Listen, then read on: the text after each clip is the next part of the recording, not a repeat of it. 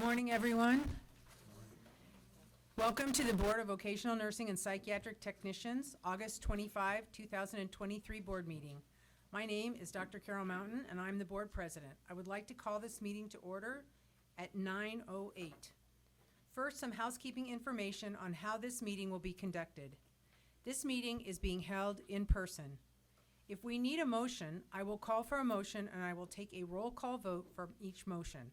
For board members who make a motion or second a motion, please state your name at the beginning of the motion. We will take public comment on each agenda item. Members of the public who request to speak will have up to 3 minutes to speak, and you will be notified when you have 30 seconds remaining. Your name is not necessary, but please indicate how you would like us to identify you. For the sake of efficiency, the executive officer may respond directly to public comment or defer to the appropriate staff person or counsel as appropriate. For any questions directed to board members, I will either answer the question or direct it to board members as appropriate. We will now do an alphabetical roll call to establish quorum. Board members, when your name is called, please introduce yourself and give a brief description of your role at the board. Taisha Brown. Here. Board member. Alita Carpenter. Present, public member. John Dirking. Good morning, public member. I'm present, clearly, I hope. And I'm a Senate Rules appointee. Thank you. Gloria Guzman. Present. And welcome. This is your first meeting. Thank you. I'm a licensed vocational nurse. Abraham Hill. Present, Psychiatric member. Ken Maxey will join us later. Leslie Moore. Good morning, Leslie Moore, Psychiatric member. Nellie Nieblis is excused today, as is Rashima Sanson. And I'm Dr. Carol Mountain. I'm the education member for the board. Based on the roll call, we have a quorum. I will now ask Ms. Alita Carpenter to please lead us in the Pledge of Allegiance.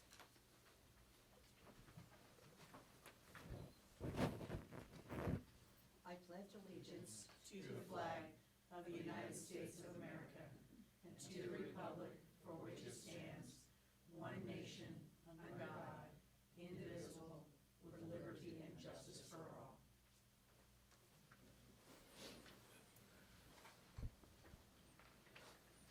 We will now move to agenda item number 3, introduction of board staff. Ms. Yamaguchi. Thank you, Madam Chair, and welcome everybody. Elaine Yamaguchi, the Executive Officer. With us today from the BVNPT staff, we have Mr. Mark Ito, our Assistant Executive Officer. We have Antoinette Wood, our Enforcement Chief, and the Enforcement Managers, Jay Prouty, Maggie Archibald, and Jeffrey Weiler. We have our Licensing Manager, Shelley Brown, and our Licensing Supervisor, Michael Hall. And we have, in great strength, of course, our Supervising Nursing Education Consultant, Beth DeYoung, and NECs, Tara Davila, Cindy Fairchild, Mary Bridget Berry, Jessica Gomez, Roberta Thompson, and their analyst, Nicholas Gonzalez. It's all right. I hit you all. And our anchor woman and muscle behind the board meeting, Ms. Rebecca Ball. Madam Chair. Will council introduce themselves? Thank you, Madam Chair. Kenneth Swenson, Senior Staff Counsel, Attorney 3, General Counsel of the Board. Thank you all. We will move on to agenda 4A, acceptance of the minutes from the May 18, 2023 board meeting. We have minutes from our board meeting on May 18, 2023 to approve. These were included in your packets and posted online. The links to the YouTube videos of each board meeting are printed in this agenda. Can I have a motion to approve and a second for the May 18, 2023 minutes? So moved. Can you please state your name? Taisha Brown. Thank you. John Dirking will second. Thank you. Any discussion or questions from the board? Seeing no questions or discussion, any public comment?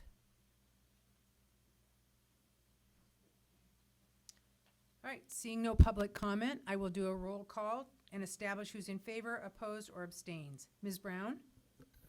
Aye. Ms. Carpenter? Yes.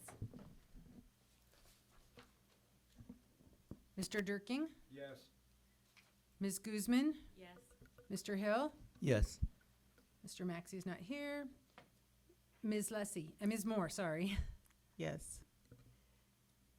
And I also vote yes. It is carried by a vote of 7. The motion to approve the May 18, 2023 minutes is carried. Agenda item 4B, acceptance of the minutes from the May 19, 2023 board meeting. We have minutes from our board meeting on May 19, 2023 to approve. These are included in your packets and posted online. Can I have a motion to approve and a second for the May 19, 2023 minutes? If there's no errors or omissions, Madam President, John Deerking will move. Thank you.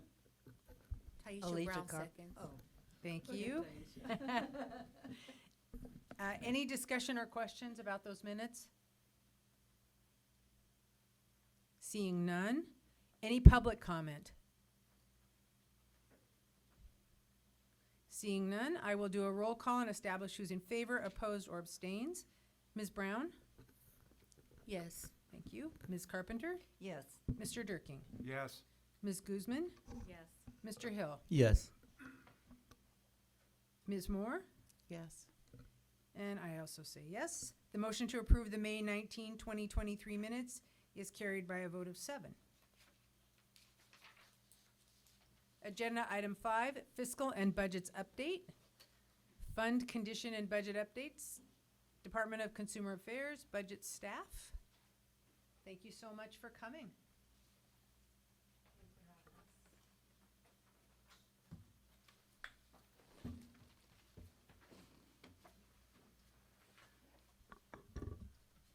Good morning. Good morning, my name is Nikki Brady. I'm the budget analyst with DCA Budget Office. I wanted to thank the board and the executive staff for allowing me a few minutes to present on Agenda 5A and the documents that are included. First, I'm going to start with the board's expenditures on item 5A, page 1 of your materials. These projections are based on actual data through fiscal month 12. The report includes 2021 or 2021-22 actual expenditures compared to 22-23 budgeted and projected expenditures. Over these last 2-year period, costs have decreased as a result of lower costs in O&E, which is mainly in AG and OHA costs.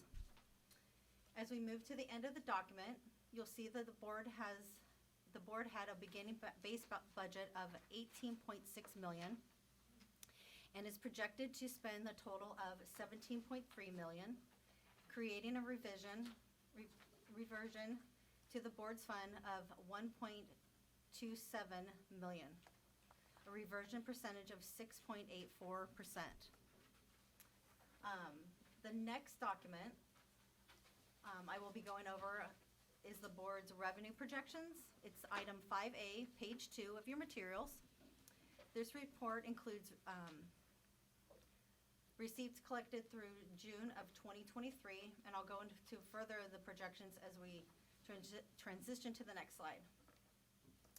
The next slide, item 5A, page 3 of your materials, is the board's fund condition statement. As a reminder, we read this document top to bottom and left to right.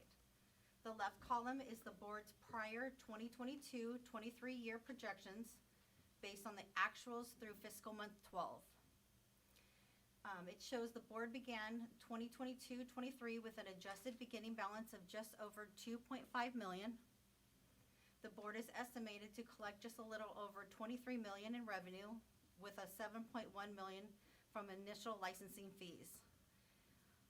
$15.1 million from licensing renewals and $987,000 from the insurance of citations, fines, delinquent fees, and other revenue.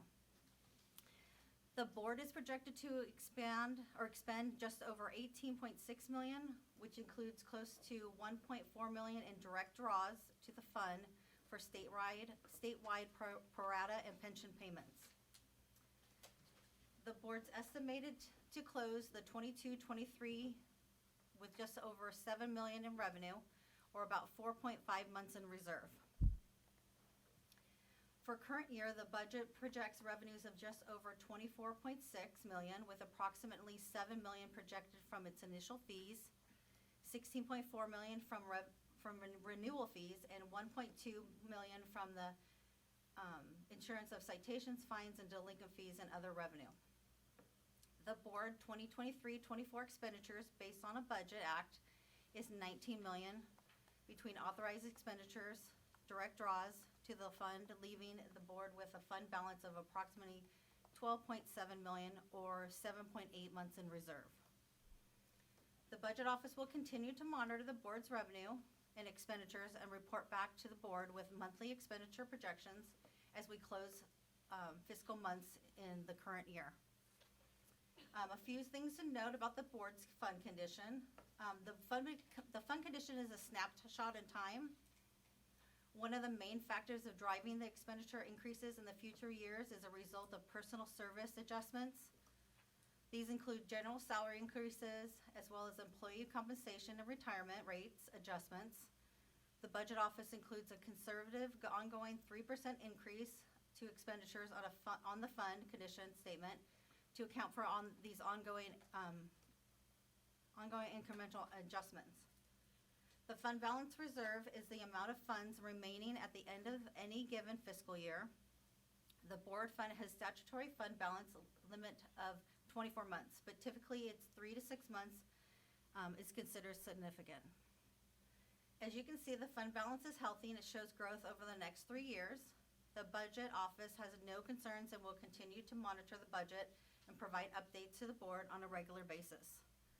And lastly, I would like to note that that any future legislation or unanticipated events could result in the board's need for additional resources, which would create a cost pressure on the fund. The budget office will continue to monitor the board's fund condition statement and keep the line of communication with the board's executive staff open for any future needs or expectations. Again, I'd like to thank the board members and executive staff for allowing me the opportunity to present at today's meeting, and I will be happy to answer any questions that you may have.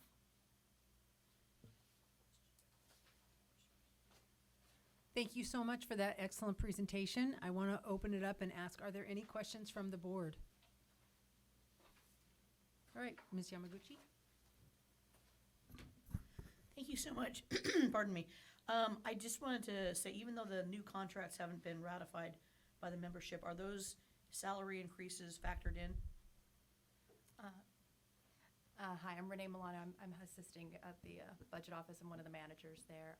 Most of those will be accounted for on an ongoing basis. So we do a 3% increase on our out years to help account for those adjustments. That I understand, but since there was a big number of the special salary adjustments that affect this board. Do you mean the leave buyback program? No, the special salary adjustments that were bargained. And I believe I saw in the charts from the union, our program techs and our NECs and office assistants would be impacted by that. You're referencing the most recent contracts. Yeah, Those will which be has not yet been ratified, I realize, but I was just wondering if the numbers had been kind of hypothesized into. Unfortunately, they're not quite built into there yet. That 3% is hopefully to account for the majority of that, but Yeah. we do have an annual drill that is actually starting this week, possibly next week. So future projections will include those numbers, but these do not currently, just that 3% growth. All right, thanks so much. Yep. Any further questions? All right, thank you so much for coming and giving us that report. Appreciate it. Thank you for having us. We will move on to agenda item 6, the education reports, recommendations, and possible actions. Education Division report, Ms. DeYoung.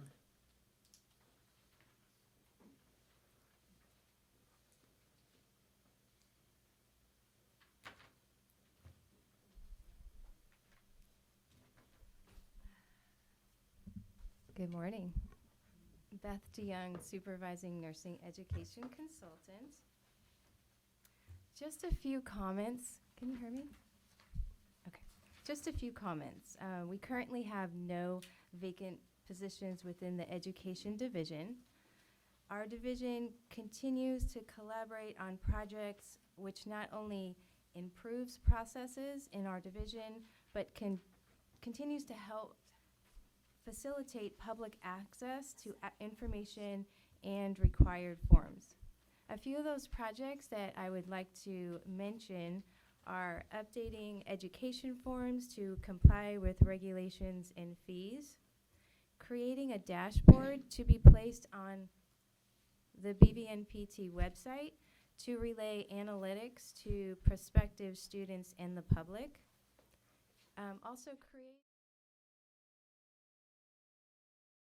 website. This is under the education tab to provide information for post-licensure certification, continuing education and providers, continued program approval application process, and also for the proposed program application process.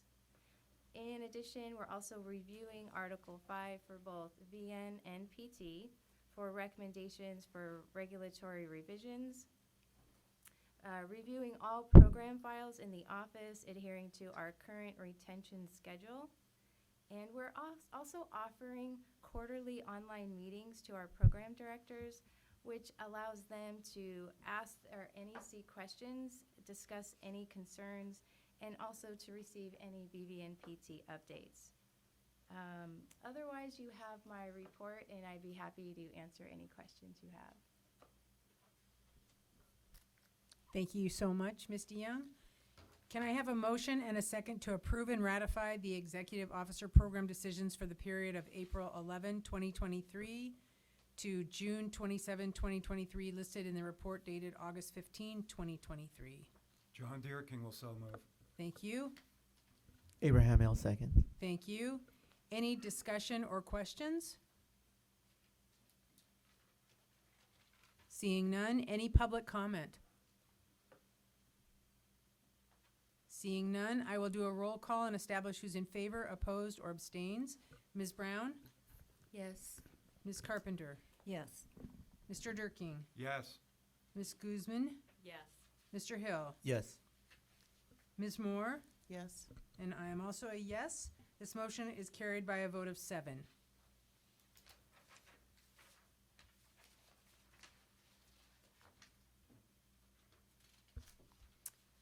I believe we're ready for Part B, reconsideration of provisional approval. Our first one is Cypress College Psychiatric Technician Program, Ms. Davila, Nursing Education Consultant. Davila. My apologies, Davila. Good morning. Tara Davila, Nursing Education Consultant. And thank you for this opportunity, board members. You have my report. Sorry for the microphone here. Can you hear me okay? You have my report. Please let me know if you have any questions.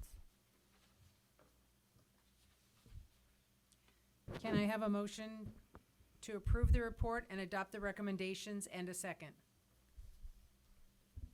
John, Oh, excuse me, Alita Carpenter, so moved. John Deerking will second. Is there any comment from representatives of the program?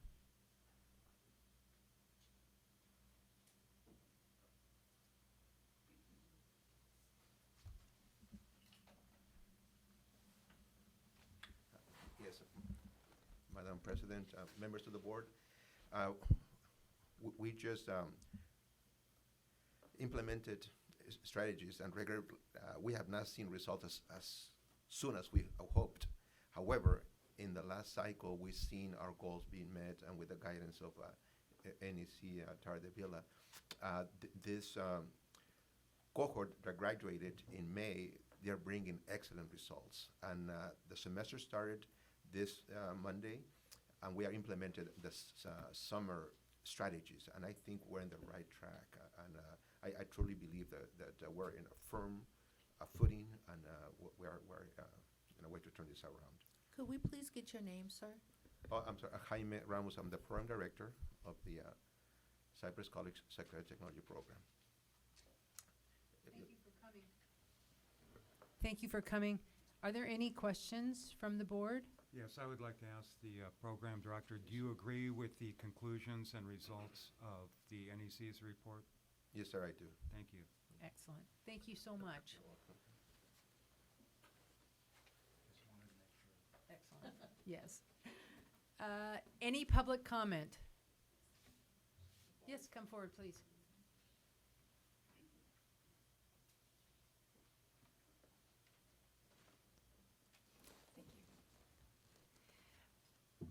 Good morning, Board. My name is Kathleen Ryland. I am the official permanent vice president of instruction at Cypress College, and I got that position last March. I wanted to let you know that the administration at Cypress College is fully committed to this program, to providing the resources to meet the objectives that are included in Tara Davila's report. We do agree with them. We are providing additional release time for the director to be able to accomplish these requirements, the recommendations. I'm a former psychiatric technician. I began my career that way. I'm vested in the program. I think I see the need for mental health workers everywhere. I just wanted to say that we completely support the director, Jaime Ramos, and we'll give him additional resources through grant funding as well. We have strong workforce Perkins and other funding available to support the many recommendations that have been made. So thank you. Can you tell me how much release time he's getting as director? Previously, he received 40%. He's getting 60% as of this semester, but we will provide whatever we need to do to make it, for him to be able to accomplish these goals. Thank you. I appreciate that, and I appreciate your commitment to the psychiatric technician program. I agree that this is a really valuable healthcare person right now, and we need these programs to be robust. And I appreciate you providing the resources that he needs. Yes, thank you. Any other questions or comments? Thank you. Thank you so much. We will now take a roll call vote. Ms. Brown? Yes. Thank you. Ms. Carpenter? Yes. Mr. Durking? Yes. Ms. Guzman? Yes. Mr. Hill? Yes. Ms. Moore? Yes. I am also a yes. This motion carries by a vote of 7. We are ready to move on to Healthcare Career College Vocational Nursing Program. Ms. Thompson, Nursing Education Consultant.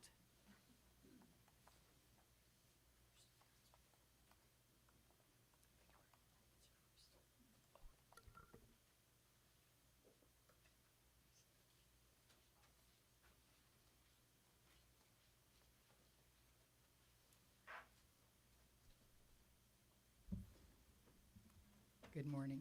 I'm Dr. Roberta Thompson, a nursing education consultant. And I'm here, brought my report for Healthcare Career College.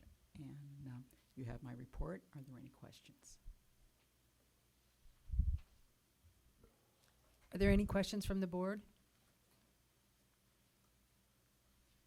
All right. Can I have a motion to approve the report and adopt the recommendations and a second?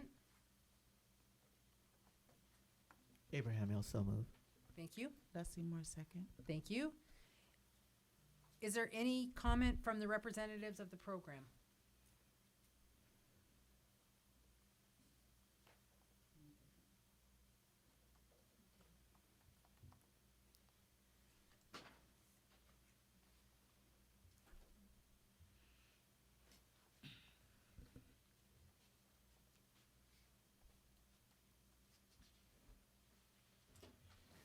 Hello.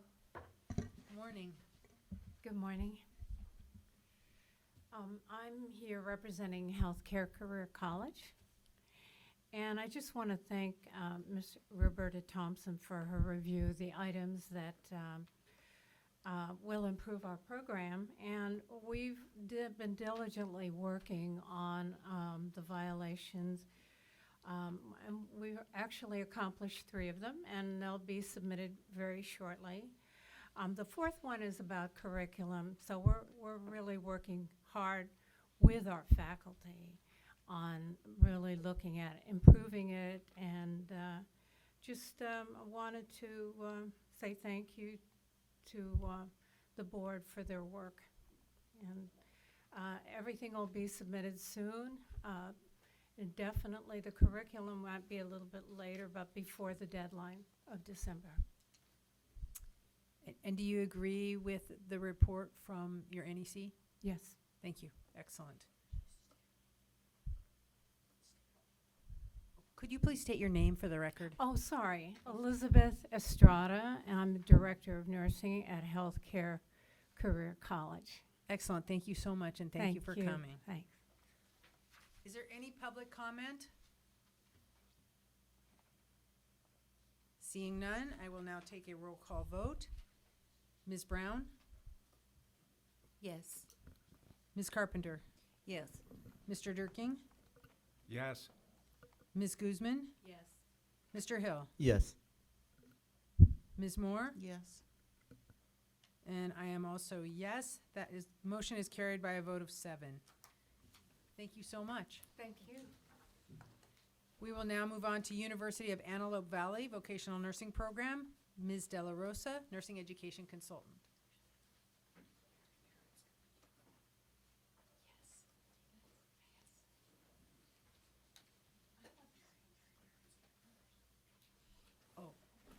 Good morning. My name is Mary Bridget Barrett. I'm a recently hired NEC, and I'm submitting this on behalf of my colleagues, Charlene De La Rosa. Thank you so much.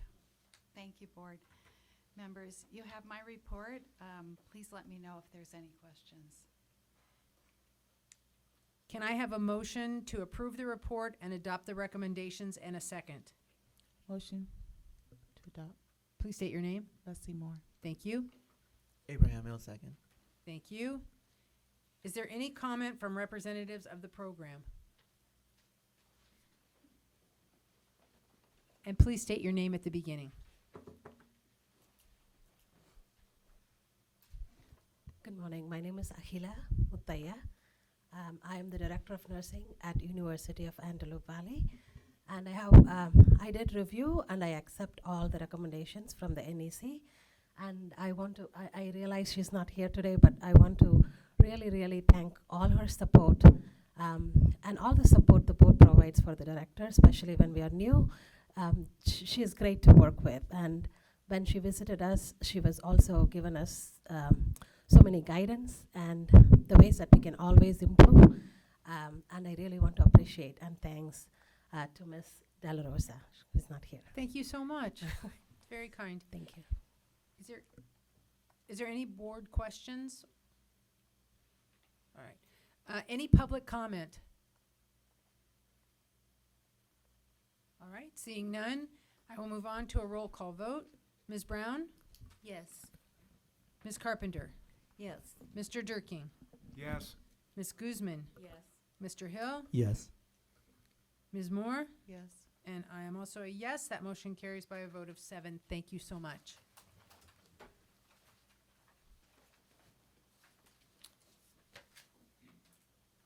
Education Practice Committee report. I believe that was also in your packet. So we will move forward to consideration of recommendation to rescind the program's pattern of admission. Unitech College, Hayward Vocational Nursing Program, Ms. Gomez, Nursing Education Consultant.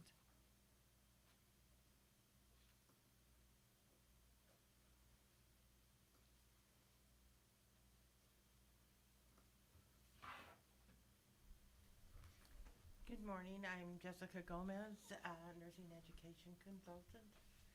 And you have my report regarding Unitech College Hayward Campus. Do you have any questions?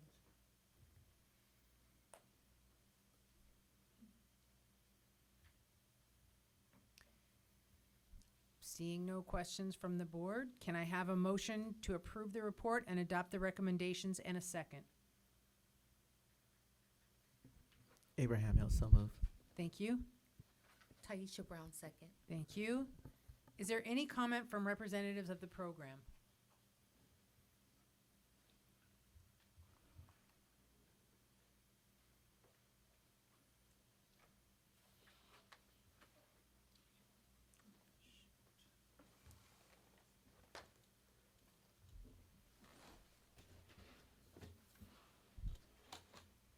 Good morning.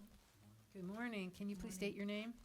I'm Sophia Brown. I'm the program director at the Unitech College Hayward campus.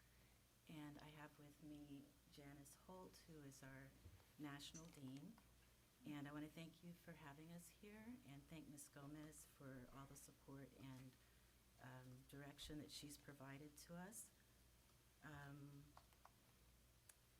I'm here with Ms. Holt to request that we are allowed to maintain our continued rolling starts.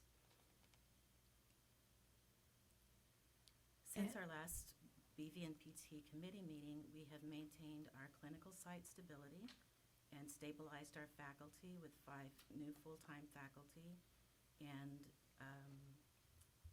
an additional new faculty apprentice. We're diligently building our NCLEX initiatives to ensure that we continue to meet the program learning objectives and giving the students early access to NCLEX coaching and continuous support as they prepare for their NCLEX exams. And we're happy to announce that our second quarter pass rate is at 100% with an annual of 80%, and projecting that we will maintain or improve on the 80%. And we do have some documents to share to demonstrate our commitment to and support of ongoing student success. Can I approach with the documents? Or it's just an update on our faculty staffing, or you can't accept the written? Okay. I just want to add in. Can you state your name, please? Yes, my name is Janice Holt. I'm the National Dean for Unitech College. Thank you. We have diligently taken Ms. Gomez's advice regarding our staffing. We understand there's been a high amount of turnover. We've done our own internal analysis for staffing. In quarter 1 of 2023, we had roughly a 25% turnover at the Hayward campus. That equates to roughly 5 faculty. We did an analysis for quarter 2 of 23. We were able to reduce that down to 5%, so that equated to 1 faculty member turnover.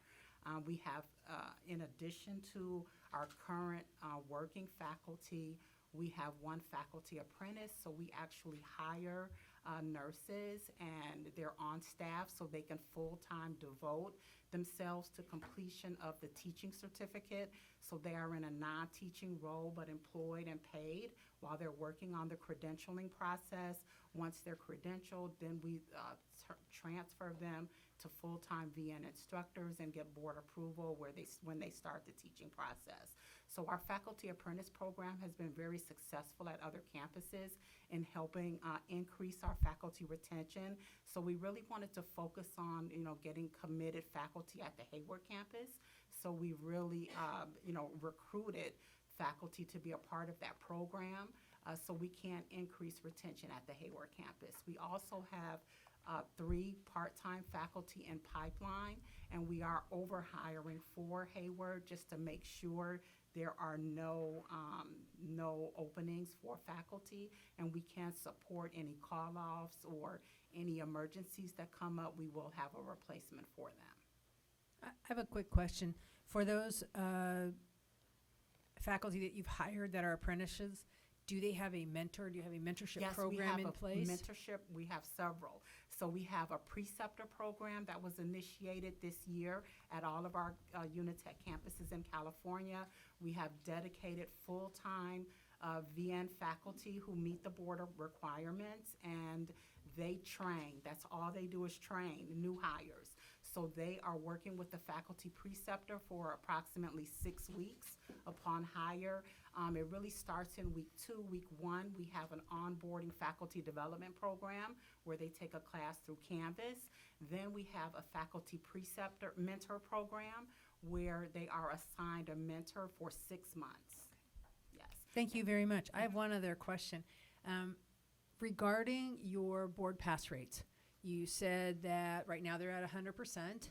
They went up last quarter to 80%. Is that correct? That's our annual. Your It's annual. 80%. Should your rates begin to fall again, what is the plan that you have in place to support students and to assure that they can be successful taking NCLEX, because we know that first-time takers are generally going to do the best. So we want people to be those first-time takers. What's your plan?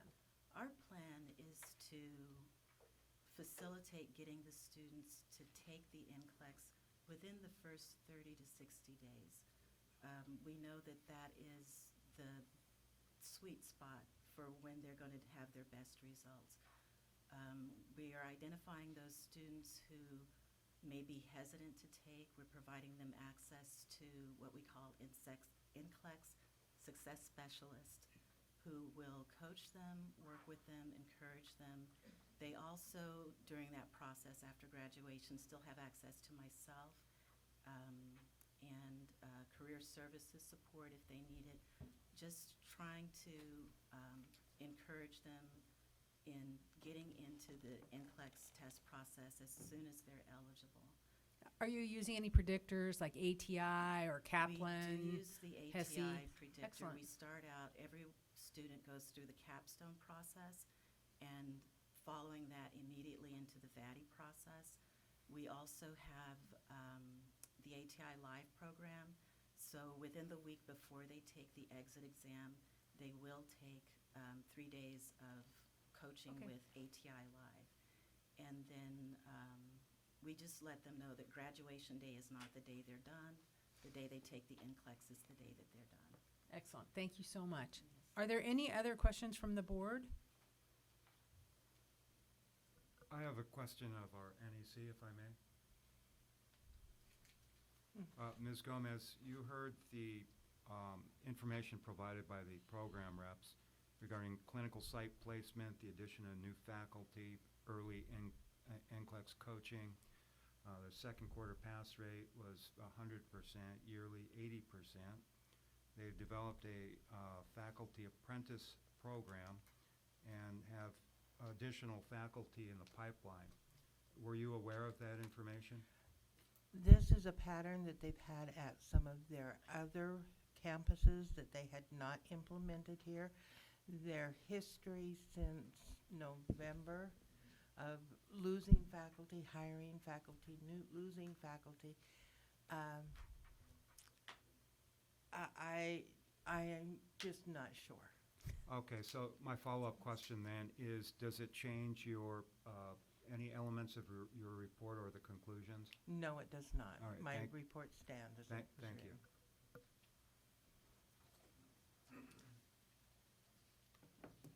Any public comment?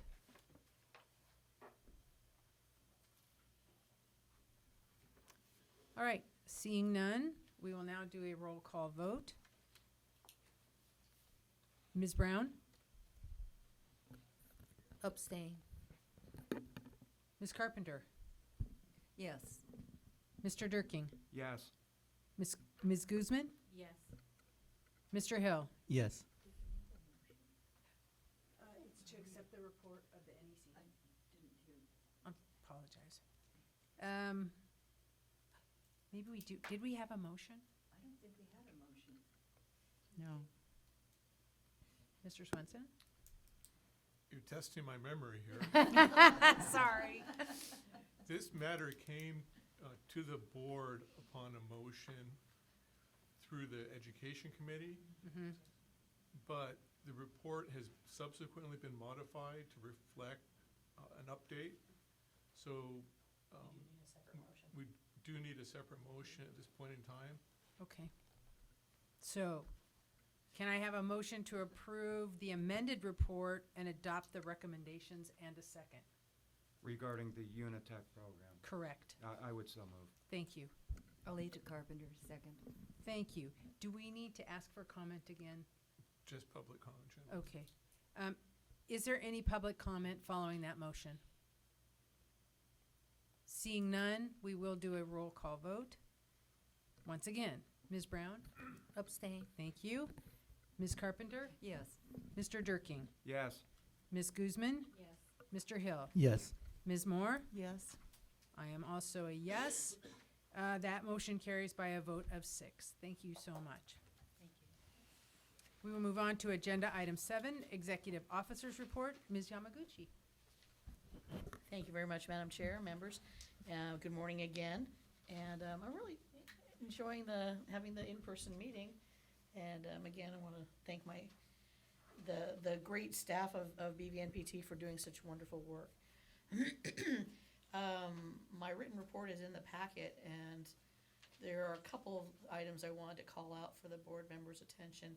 One, of course, being the ongoing saga of SB 544, which would amend the Bagley-Keene Act to allow for a bit of an expansion under Bagley-Keene for teleconference meetings. It has actually been amended a number of times, although it was due to be heard this week, but the hearing was postponed.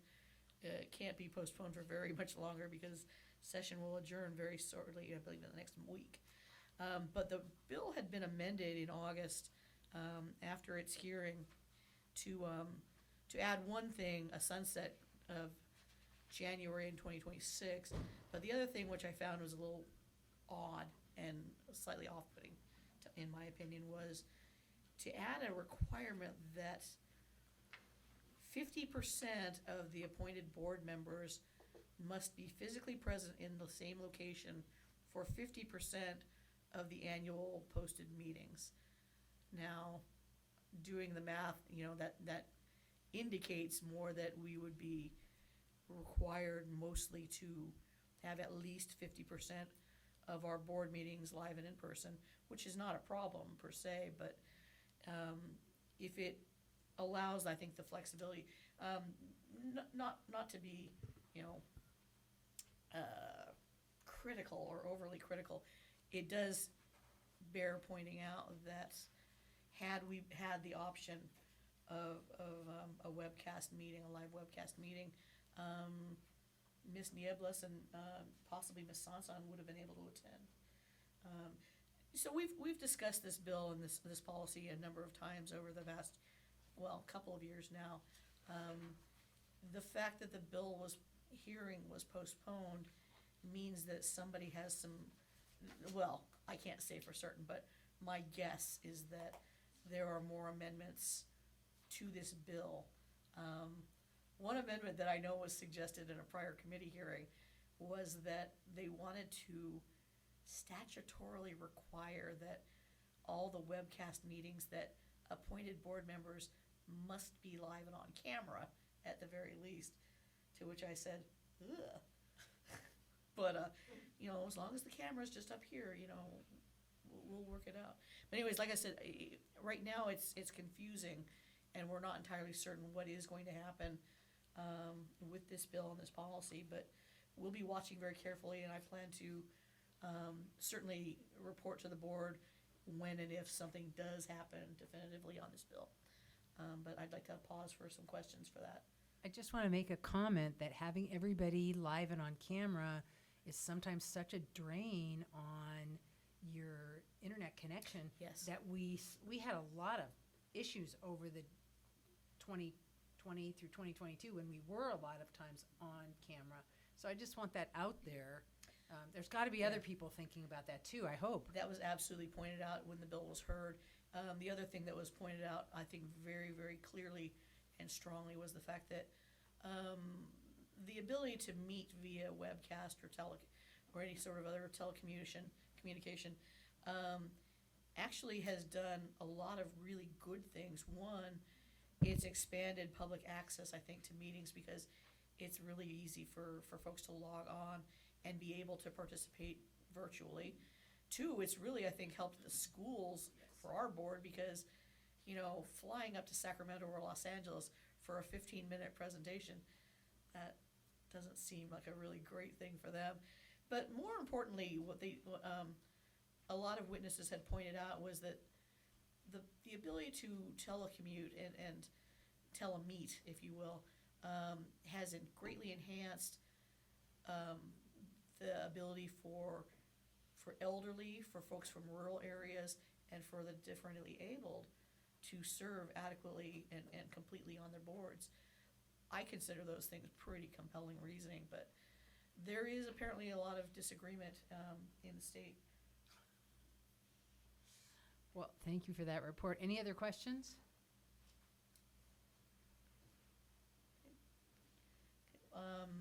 Beyond that, the only other thing I wanted to really call out, of course, is our upcoming sunset hearing and report. And I realize I have also kind of deluged that. Actually, let me hold that till the legend regs section. Okay. But I'd be delighted to answer any other questions the board members might have on the ongoing operations for the board. And but in closing, though, I did want to thank the board members for their participation in yesterday's hearing, or excuse me, yesterday's training, which I thought was just a really great discussion and conversation. So we'll do it again sometime soon. I would second that. It was a great training day. So we will move on, since there are no questions, to agenda item 9, legislative and regulations report, recommendations and possible actions. Oh, did I skip 8? My apologies. Agenda item 8, thank you so much. Licensing and evaluations report, recommendations and possible actions. Licensing division report, Ms. Brown, licensing manager. Good morning, everyone. We have not met yet, so I do not have a report. We have double Ms. Brown. Oh, it's Ms. Shelley Brown, my apologies. Not a problem. Good morning. Good morning. I'm Shelley Brown, the licensing manager. So the licensing report is included in your packet. Did anyone have any questions? Nothing? It looks like we have no questions. Thank you so much for coming up. Now we will move on to agenda item 9, legislative and regulations report, recommendations and possible actions. We also did not meet in between the last board meeting and this, but I think Ms. Yamaguchi has quite a few items she'd like to share with us. Well, I was very subtly trying to stall until Council Shields could join us. Oh, sorry. That's all right. And I also recognize that the enforcement chair, Mr. Maxey, is not in yet. So why don't I go ahead? My recommendation would be to trail this item and advance the other items, return to this item once the necessary staff is present. I would agree with that. Okay. Or we could also just take a short break. Why don't we go ahead and take a 10-minute break, and then we'll rearrange until Mr. Maxey can be with us, and hopefully Ms. Shields will be here as well. All right, 10-minute recess. That was a great suggestion.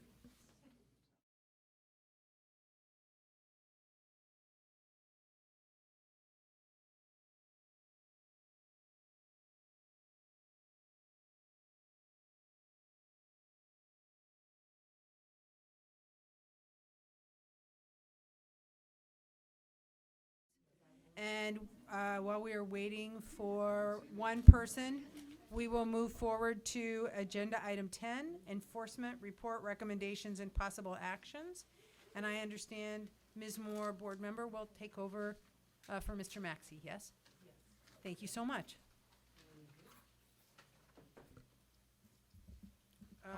We will start with the enforcement division report, Ms. Wood.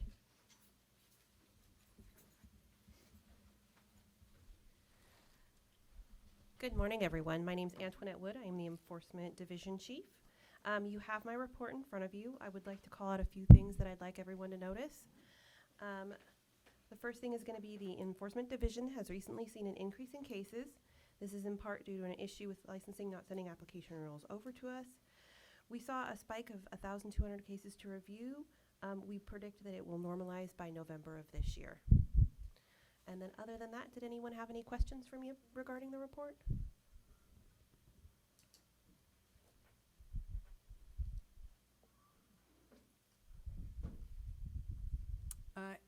I see no comments. Thank you so much. I was going to ask, do you have any conjecture about why you think there's been a spike? Some of it I think is also people are coming back from COVID, so you're seeing a lot more folks. I think some of our outreach has really reached people, and so people are reaching out to us and they're seeing, oh, the enforcement division is up and running and I want to start, talking to people about these complaints or these concerns. We've reminded people about their reporting requirements. So I think that is in part some of our spike. I believe that we might see it continue. So we're going to be looking at possibly increasing staffing and making some responses to that. We've definitely gotten some great support from the Enforcement Committee to help us move these things through. Excellent, thank you so much. Thank you. And speaking of which, we will go to the Enforcement Committee report, and that will be Ms. Moore. The Enforcement Committee is excited to update the board on the recent work. Okay. At the Board's Enforcement Committee meeting on August the 1st, 2023, Regulations Council discussed the possibility of bringing back the board's disciplinary guidelines rulemaking proposals for reconsideration to discuss the policy issues we just covered under item 9B 3. The committee agreed that this issue should be brought back to the board meeting and asked staff and regulations council to research whether any other department of DCA state boards have addressed this issue in their disciplinary guidelines or regulations, and whether any other state nursing boards currently have addressed the issues of permitting probationaries to take medical marijuana while on probation. The Enforcement Outreach Substance PSA has discussed at prior board meetings. The Enforcement Division is working on outreach in an effort to keep licensees from having to participate in the enforcement process. This includes sending out an email reminder before Christmas and New Year's about intoxicated driving, updating the website to include more information about the enforcement process, and working on new PSAs. The next PSAs will be on substance abuse. The video is in its final stages of production, and staff will be sending it out to the board once it is completed. The next suggested outreach video was due to the recent investigations by the FBI is going to be on choosing the right school. This is a huge issue for consumer protection, and it will be handled by the Education Division. The Enforcement Division will continue to work on their own PSAs, which are anticipated to be licensees in the enforcement process, probation licensees, roles and responsibilities. Enforcement cost savings. As discussed in the prior board meetings, the Enforcement Division has implemented several cost-saving measures. This includes changing the licensing applicant case review unit and staff services analyst to program technicians 3s, and turning the staff services managers 1 into a special investigation and AGPA into an SI. The cost savings for the SSAs to PTs 3s will save an average of $6,500 per month. This additional SI has allowed the SI unit to take back 109 cases since it costs approximately $220 per hour for DOIs to conduct the investigations. And the BVMPT has saved approximately $474,320. The Enforcement Committee is committed to finding the implementation additional opportunities for cost savings.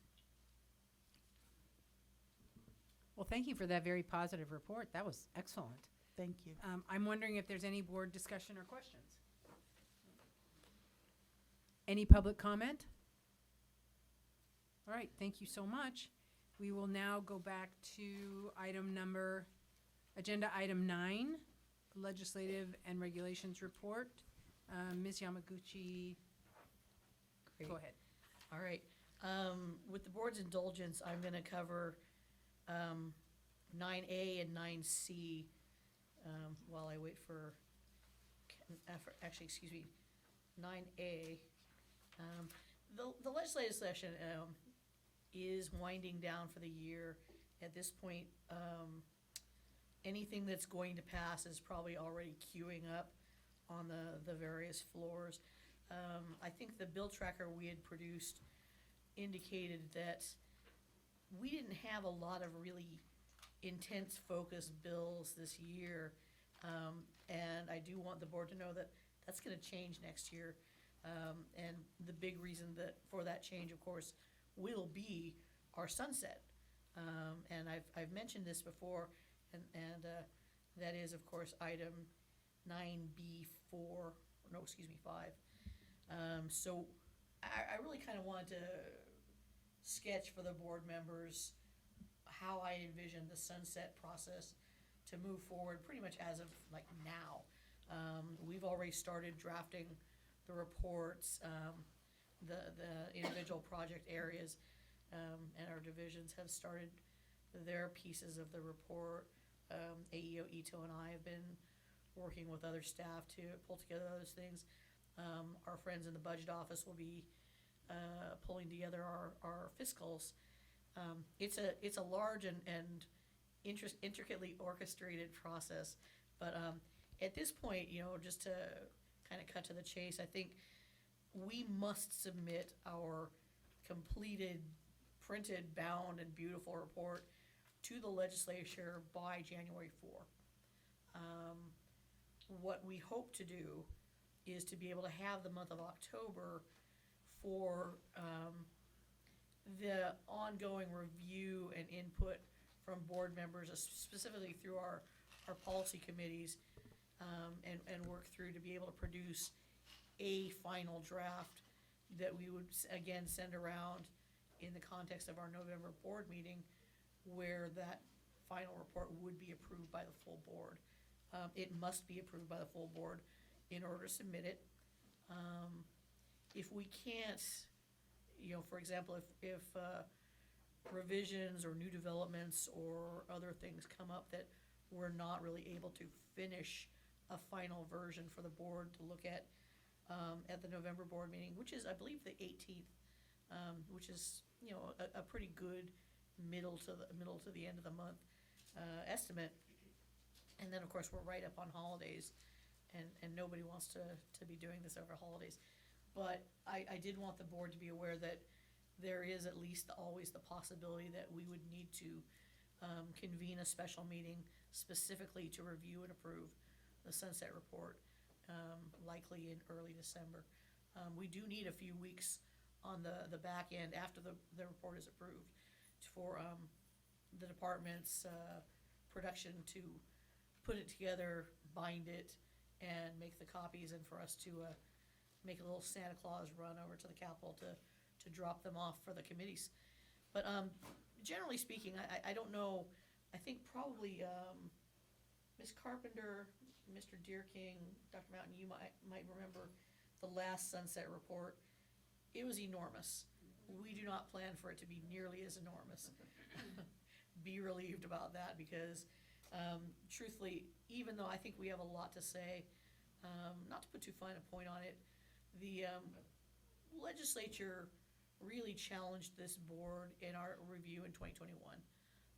They gave us a really solid and I think critical review and direction, and principle to that direction was to improve our program approval process. Now, they gave us very strict deadlines, but they also gave us, I think, we won't call it leeway, but some freedom really to work with the process and create something that, truthfully, I think is really quite excellent. At this point in time, I think our program approval process is excellent. There's no waiting list. There's no problem with getting approved. The board's NECs have been very clear with existing programs and people who would like to open new programs that here is this process, here are these forms. You need to be ready to open a school before you ask to open a school. We didn't think that was unreasonable at all.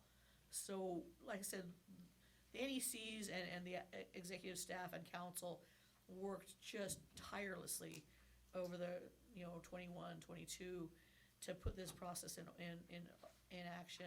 The NECs have done a valiant amount of training and outreach, town halls, director forums, which I think is, like I said, we have a lot of real progress to show the legislature.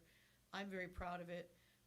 Misty Young has left, so I just say something about, I think she should present this in front of the legislature, not me.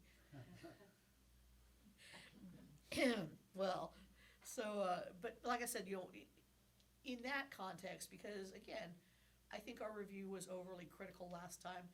I don't see any place that could be overly critical this time coming up. We have a few things that we absolutely will always need to improve on. We can always, have our cases move, have our licensing functions move faster. But all things considered, board members, you've seen our statistics, and I think as BVNPT in particular, and I think boards in general go, we're doing very, very well. Our response rate is very quick and very cohesive. And that, of course, shows a lot of very hard work and ongoing efforts to constantly improve from our staff. And I'll always tell you that our staff, top notch. Our management, top notch. We couldn't be better served, I think, than if I had engineered, I think, our personnel. And I can't. I wish I could, but I wouldn't be able to do much better than what we have. So, as I said, at this point, what I see happening is, over the next month, the month of September, Mr. Ito and the managers and I will probably be working to knit all the pieces together. Again, Ms. Ball will be doing parts of it. The budget office will be doing parts of it. But what we need to do is, of course, pull together one cohesive report out of all the drafts. We hope to do that, as I said, over this coming month. And then as soon as possible, because we will also, of course, be looking to have the committees meet between now and the November board meeting. And this will be a large chunk of what the committees are gonna review and discuss and possibly act on. So based on the idea that we would have committees meeting pretty much in October, then we would be able to redo the draft. We would be able to fine tune it, provide any updates. I'm thinking that at this point, the statistics and the budget information would probably all be, as of the fiscal year. So as of, June 30, we would show a cutoff date, unless there's something really dramatic that we would want to call out differently. But I kind of doubt that. I think it's fair to say that, again, we have a lot to show for the past few years.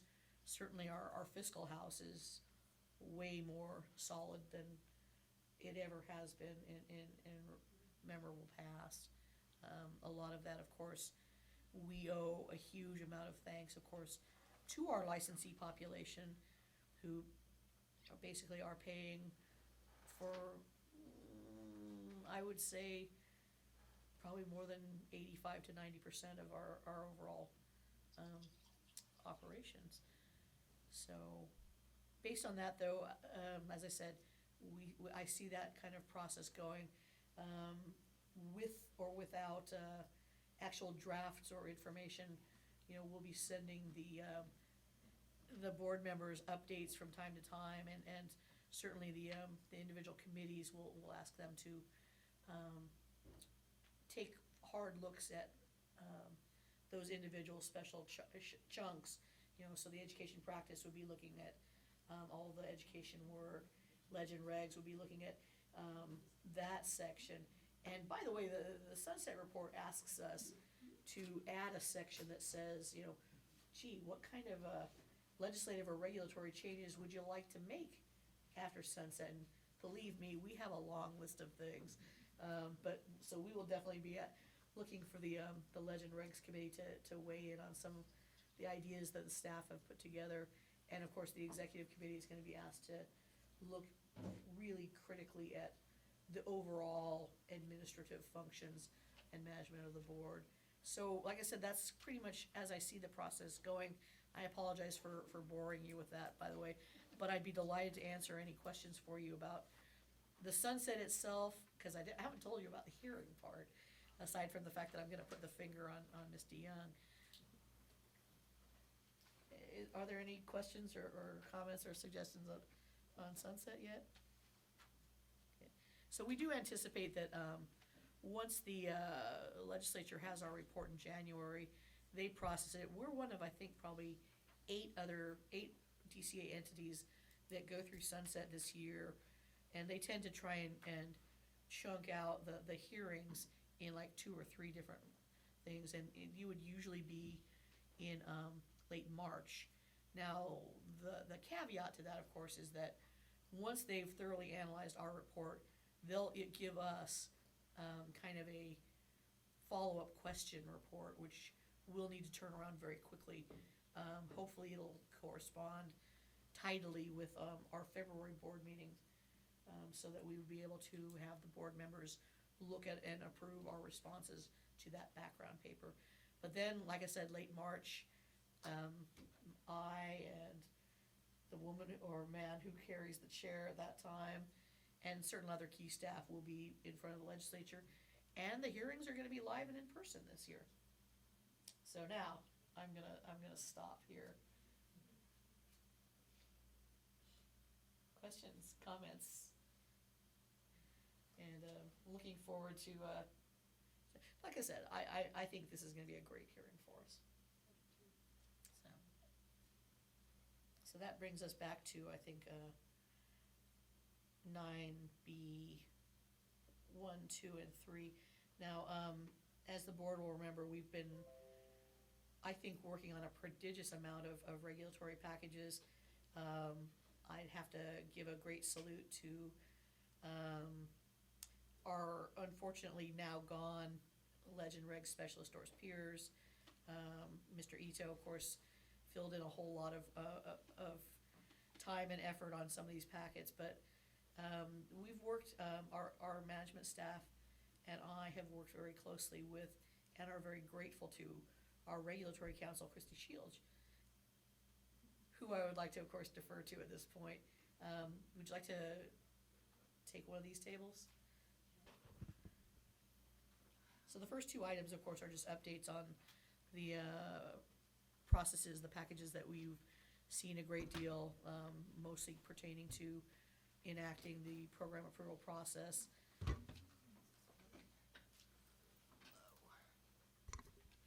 So which item are we on right now? We're on 9B1. Oh, I didn't know am I giving the report on that? Oh, as I said, these were just the updates on the status that we have filed this. So actually, we could go directly to 3. Okay, so, well, first off, on the AB 1536 Certificate of Compliance, first we had, as you know, an emergency regulations process, which is temporary, where we adopted, or the board adopted, standards to implement the new school approval processes for vocational nursing schools and schools for psychiatric technicians. So that was only good for a year. And so we were coming up on our deadline to finish the rulemaking process to make the regulations permanent. They weren't done yet, so we did readopt through your authorization from last year the emergency. So we're currently still operating under emergency regulations for the new school approval process. So the public comment period closed for the regular rulemaking to make the regulations permanent. It's called the Certificate of Compliance.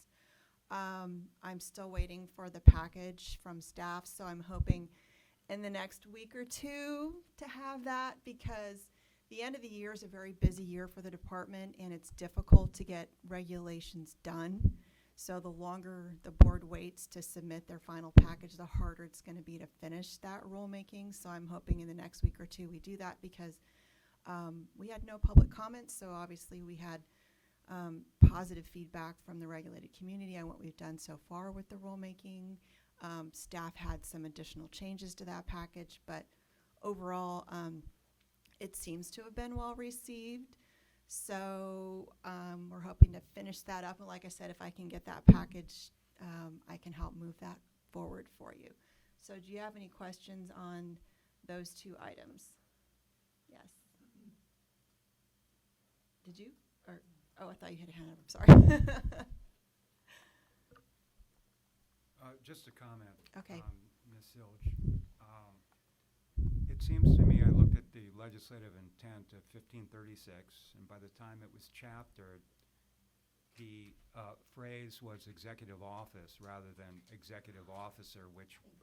Oh, that's item 4. We're I beg your on pardon. items I'm 1 and sorry. 2, which is just the new the school schools. approval Yeah, I got it. process. So does anyone have any questions on the new school approval process regulations?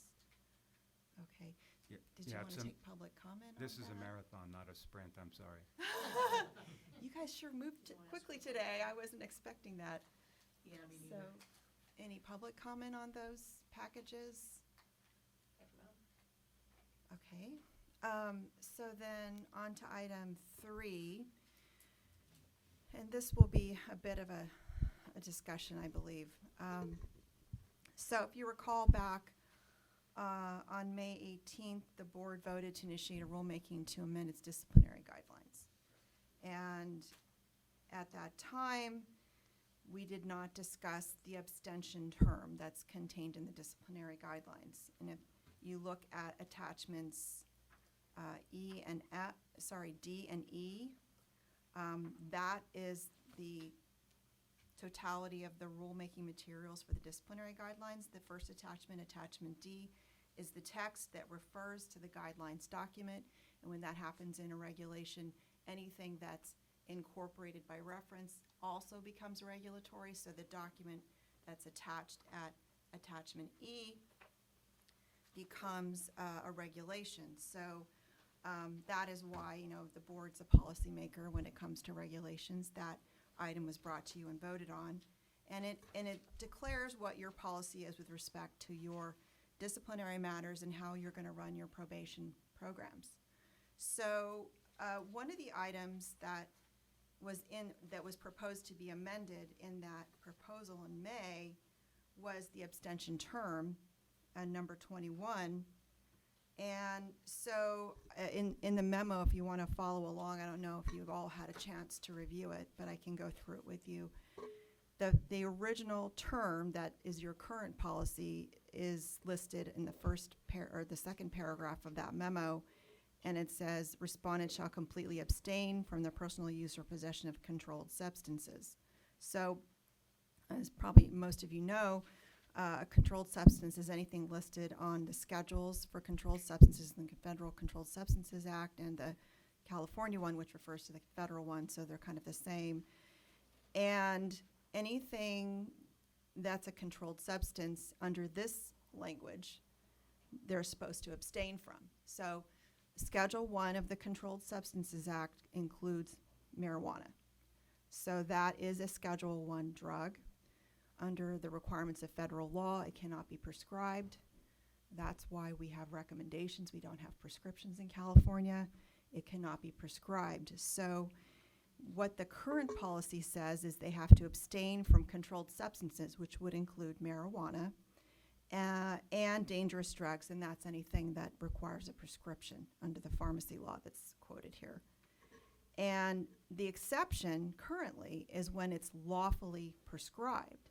So your current policy is they have to abstain from all controlled substances unless lawfully prescribed. And since marijuana cannot be lawfully prescribed, your current policy is they cannot take medicinal marijuana while they're on probation for a substance abuse disorder or a drug-related offense, which is usually what causes the abstention term to be applied in a probation matter. So on May 18th, you'll see the next paragraph that's quoted shows the policy change. And so the policy change here is, it says ordered or recommended by a licensed practitioner. Then it goes on to state that the documentation that has to be provided is a written copy of the prescription or medical marijuana recommendation to the board. So after the board meeting, and I do apologize for missing the issue, when I was working on the rulemaking documents for submission, I recognize this is a significant policy change that we did not bring to your attention and you did not discuss. I wasn't sure if you were aware of the policy change. I want to make sure, number one, you're comfortable with that direction. And secondly, the other thing I noticed, and you'll see in the attachment B that I've provided, which is a sampling of all the other Healing Arts Board's disciplinary guidelines relating to abstention, is that there's no current language in your existing policy for monitoring people who are taking a drug, who have an abstention term, but are, taking a lawful prescription even. So the other Healing Arts Boards in the department, I'm sorry if that's me, the other Healing Arts Boards in the department contain things like a requirement for quarterly reporting from the prescriber to indicate that they're continuing to be safe to practice while taking that drug. That there's a coordinating prescriber who is aware of all the drugs they're taking and is monitoring their health and safety while they're taking those drugs. So recognizing that this person has an issue with substance abuse or a drug-related offense, the other boards have imposed conditions. They're allowed to be accepted from the abstention term. So if they test positive, you're not going to take action, but you're going to make the prescriber, first of all, aware of the fact that they're on probation with the board for that issue, because some of the licensees don't tell their care providers, their health care providers, that they have a substance abuse problem, that they're on probation for a substance abuse disorder, and that they're practicing. So all those things are the prescribers usually need to know when they're and be informed about while they're taking care of their patient. And so that is all, and if you look at attachment B for the other boards, covered. Your current term doesn't cover that. Whether it's a prescription or marijuana, my recommendation would be to include some of those monitoring terms no matter what direction you go, because, the drugs that are prescribed are dangerous, as why they're called dangerous drugs, and the people who have been placed on probation have an issue with drug abuse. So in order to protect the public and make sure they're not practicing while impaired, those conditions probably should be added to your current guidelines. So with that in mind, I brought this issue to the Enforcement Committee meeting on August 1st. We discussed this matter with the Enforcement Committee, and Mr. Maxey said he did not know that was what that you voted on, so he had a concern that maybe this needed to be brought back to the board as well for discussion, because he wanted to make sure that the policy issue was thoroughly discussed and decided upon. And so he asked staff and myself to do further research.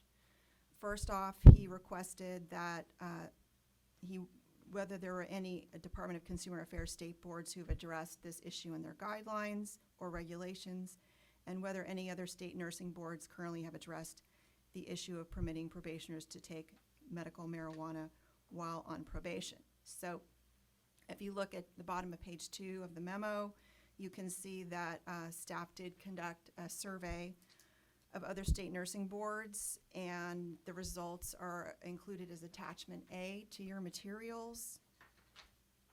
And the question that was asked was, what state board are you from? Does your state allow the use of medicinal marijuana? If so, under what conditions? Provide the specific legal citations that govern this practice. And do you allow probationers who have drug and alcohol prohibitions to use medicinal marijuana? So there were a lot of questions in there, and we got, I believe, 17 responses to the survey.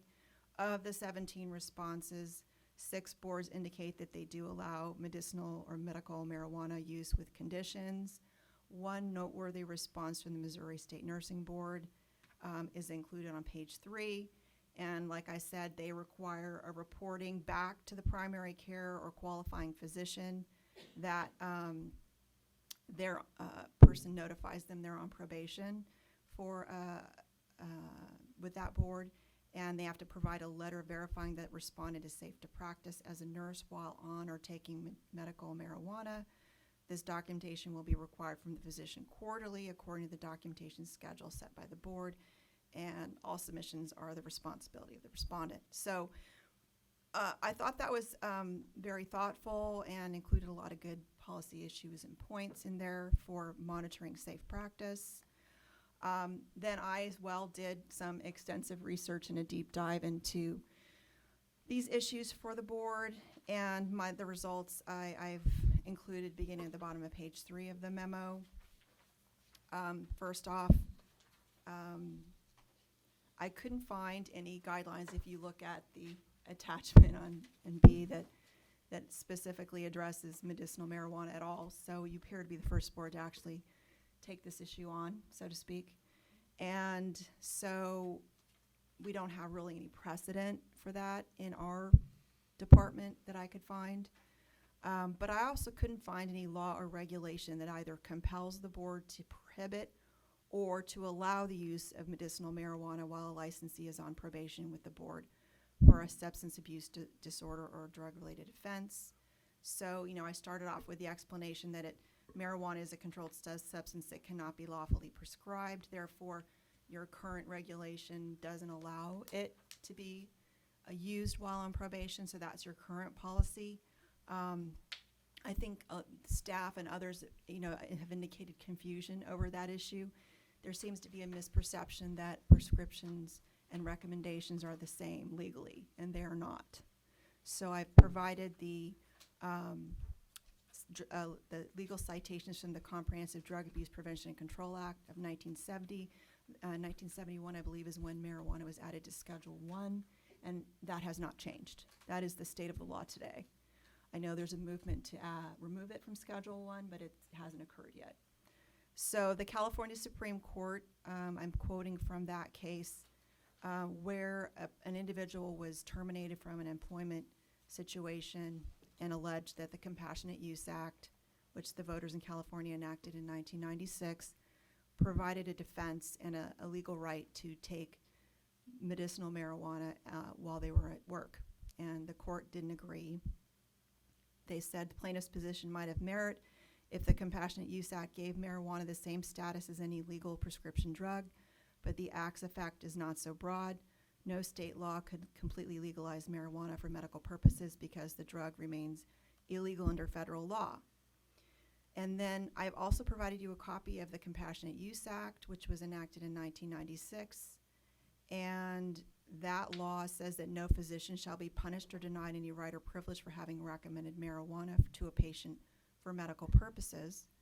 Section 11356 relating to possession and Section 11358 of the Health and Safety Code relating to cultivation shall not apply to a patient or to a patient's primary caregiver who possesses or cultivates marijuana for the personal medical purpose of the patient upon the written or oral recommendation or approval of physician. So the Compassionate Use Act does not address the use of marijuana while a licensee is on probation for a drug-related offense or a substance abuse disorder with a licensing agency, but rather, as the California Supreme Court has noted, the Act's operative provisions speak exclusively to those criminal law provisions I just mentioned. So it provides a defense to prosecution for possession or cultivation. It does not extend to any other laws. So if you use marijuana while driving and you get pulled over, it's still a DUI. It's not a defense to that. So the laws that you have currently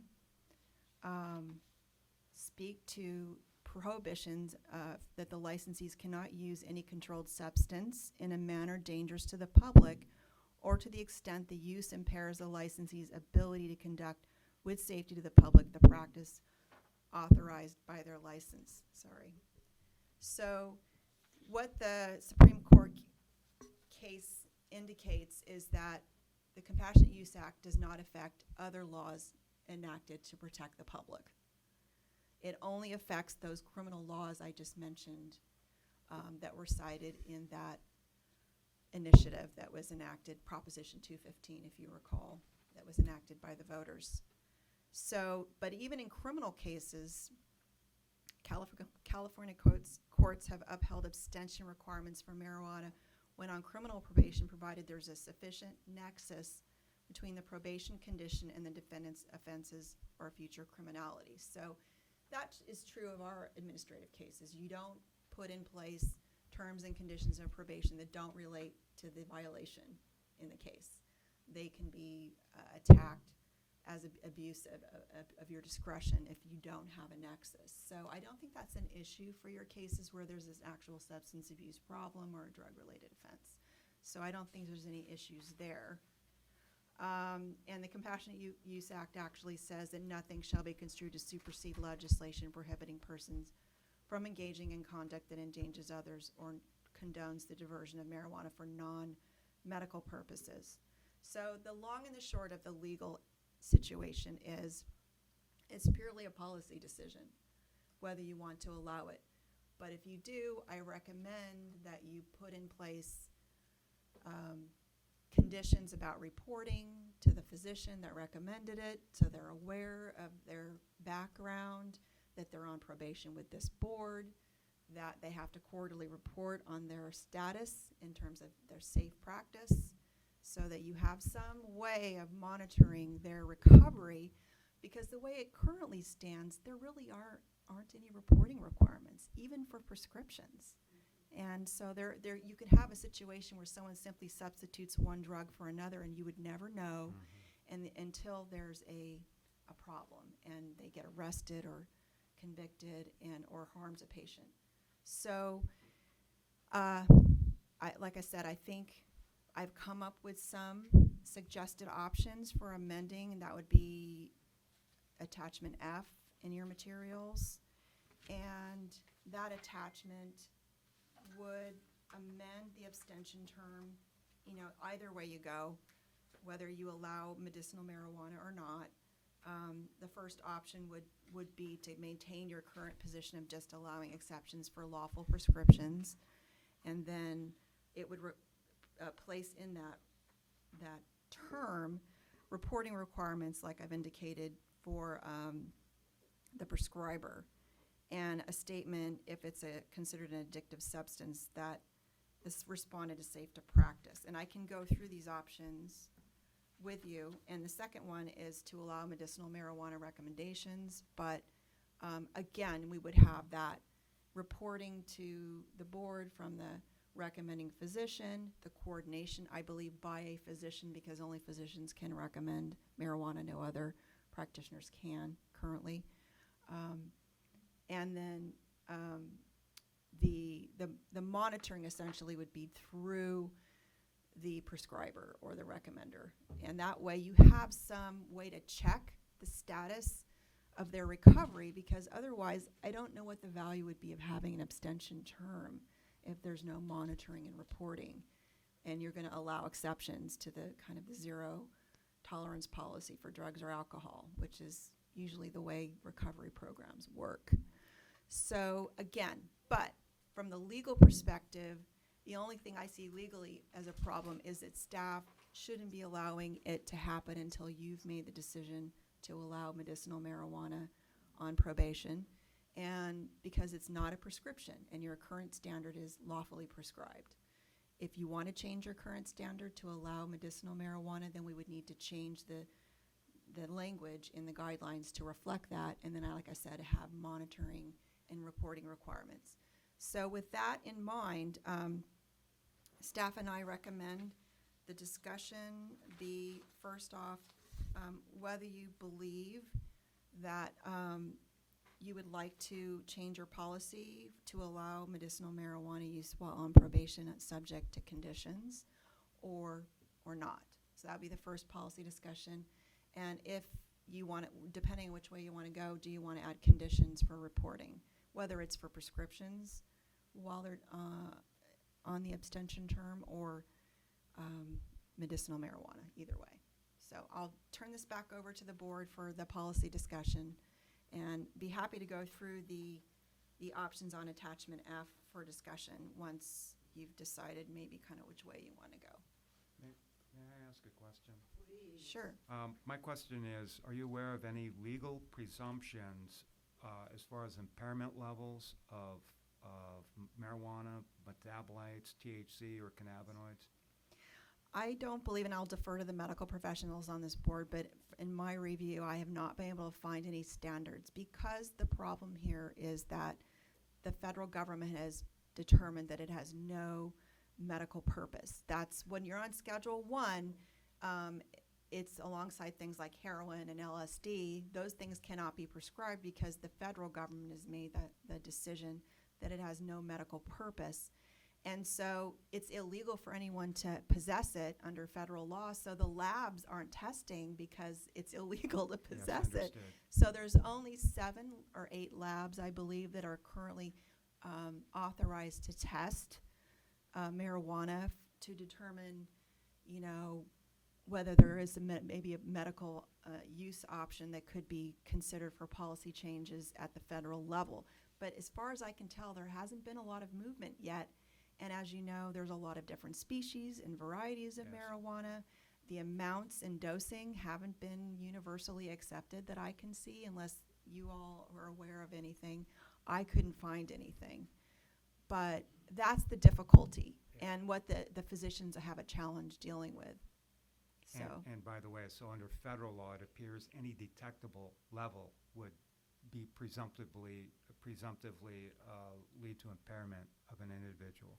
Yeah, I don't know. I'm not. I haven't seen what you're talking about, but like I said, we have.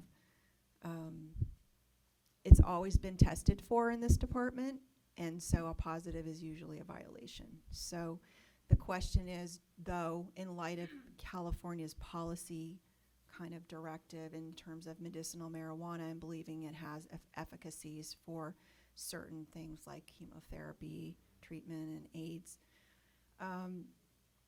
you know, whether you would want to follow that lead and allow it, and that's the policy. And so when I went back and I recognized the word recommendation in there, and I went, wait a minute. I realized, you know, we hadn't had this discussion, and I didn't know what you thought about it, and it is your policy to make, not mine, not staff's, and you are the medical professionals we defer to in this matter, and it is your job to determine policy. Now, I do want to remind everyone that, you know, it doesn't, no matter what you do here, people are always free to petition the board for modification of any probationary order, and maybe there's a situation where you would allow it under certain circumstances based on the facts of the case. But as a policy, though, we're looking for your direction on what you want the staff to do when someone does test positive for THC. Thank you. We're just referring to that person who's on probation. Yes. But usually our people that are on probation are working. Mm-hmm. I just want to establish that very No, I get clearly. That person is Yes. still working. Right. And so when you put it in that context and you think about, would we allow that person to be using Norco or OxyContin? Well, We're kinda currently, walking that's on the my same- concern with your language, the way it's written. There's no notice back to the prescriber for even Schedule 2, 3, 4, or 5 drugs, which are allowed to be prescribed, to let them know, hi, you know, this person, here's a copy of the decision and the accusation, and this person's on probation for a substance abuse problem. Do you want to perhaps change your opinion as to whether they should be taking it at the moment, or are you okay with it? And we just need to know as a board, because they're going to be practicing. They're not giving up their license, they're on probation, and they're allowed to practice. So what do you think? And so that's part of the problem too. It's not just medicinal marijuana recommendations, it's the fact that your current term doesn't cover reporting back to the prescriber of their status with the board, requiring them to quarterly report on their progress in using the drug for the time limited use of the drug, because we don't want to be on probation the entire time using the drug, and then to make sure that they're aware of all the drugs they're taking, not just the one they prescribed, because what can happen, and we've seen this in cases, is someone simply, you know, they're a meth addict and they're prescribed Adderall. So it's another amphetamine, so you don't want to do that. So, there could be problems, from the health and safety of the public's perspective. So I think no matter which way you go, there's going to need to be monitoring and reporting back to the board whether they're safe to practice using that drug. And that's the question, but you're not going to know if simply the current directive is, do you have a prescription? Okay, then you can take it while you're on probation. Unfettered. And the only thing that will happen is we'll get a drug test that will be really high, and then you're going to have to investigate. And it's harder to prove when you don't have that consent and, waiver of privacy that they have to give to their prescriber saying they have to communicate with the board. It's a lot harder. There have to be subpoenas. It's just a lot more work So let to me put a clarify case this. together. You're basically saying that what we really need to do is add in some provision for us to have that communication with whoever is prescribing any type of narcotic. Yes, and any controlled for- substance is what you have. Right, currently. for our Yeah. constituents that are on probation. Yes. Because we can get into a lot of gray weeds right here as I know. far as, yeah, no pun intended, but the idea that you're going to be using any of these scheduled drugs while you're at work, that just, I know, and this is why I does felt not like it sit needed well to with come me. back to you, because I don't think it's very subtle. If you don't understand what the words mean, respondents shall abstain from their personal use or possession of controlled substances, and that includes marijuana, right? Because That includes marijuana is a everything, controlled yeah. substance. And controlled substances are scheduled because they have propensity for addictive properties, and it starts at highest addiction point from Schedule 1, and then it moves down from there. And then it says, except when lawfully prescribed. So that's your current policy, that you're allowing people, when they're lawfully prescribed, to be accepted from the abstention. and to go to work. Yes. So that's the thing I didn't think you understood, and Mr. Maxey confirmed, no, that was not my understanding. So I said, okay, let's bring it back so you know how this works. But this exception for lawfully prescribed, it's universal. So it's not like, there was any kind of mistake here. That's been, as long as I've been here, which has been more than 20 years, allowed because it's a medical issue. But the other boards have put in monitoring, reporting, and standards for the prescriber to validate that they're safe to practice while using that drug, or to limit the use to outside work or something to that effect, right? So if the prescriber knows, wait a minute, this person's on probation, they're working, maybe they're going to substitute another drug than the one they were going to originally prescribe. Maybe they're going to change up their dosing schedule. I don't know, but the concern is the way that it's currently written, there are none of those checks. So I think there's that policy issue to deal with, and there's the policy issue of allowing medicinal marijuana, because there has been historically a push to allow it for medical purposes, but we still have a primary obligation to make sure that they have to practice when they're not impaired.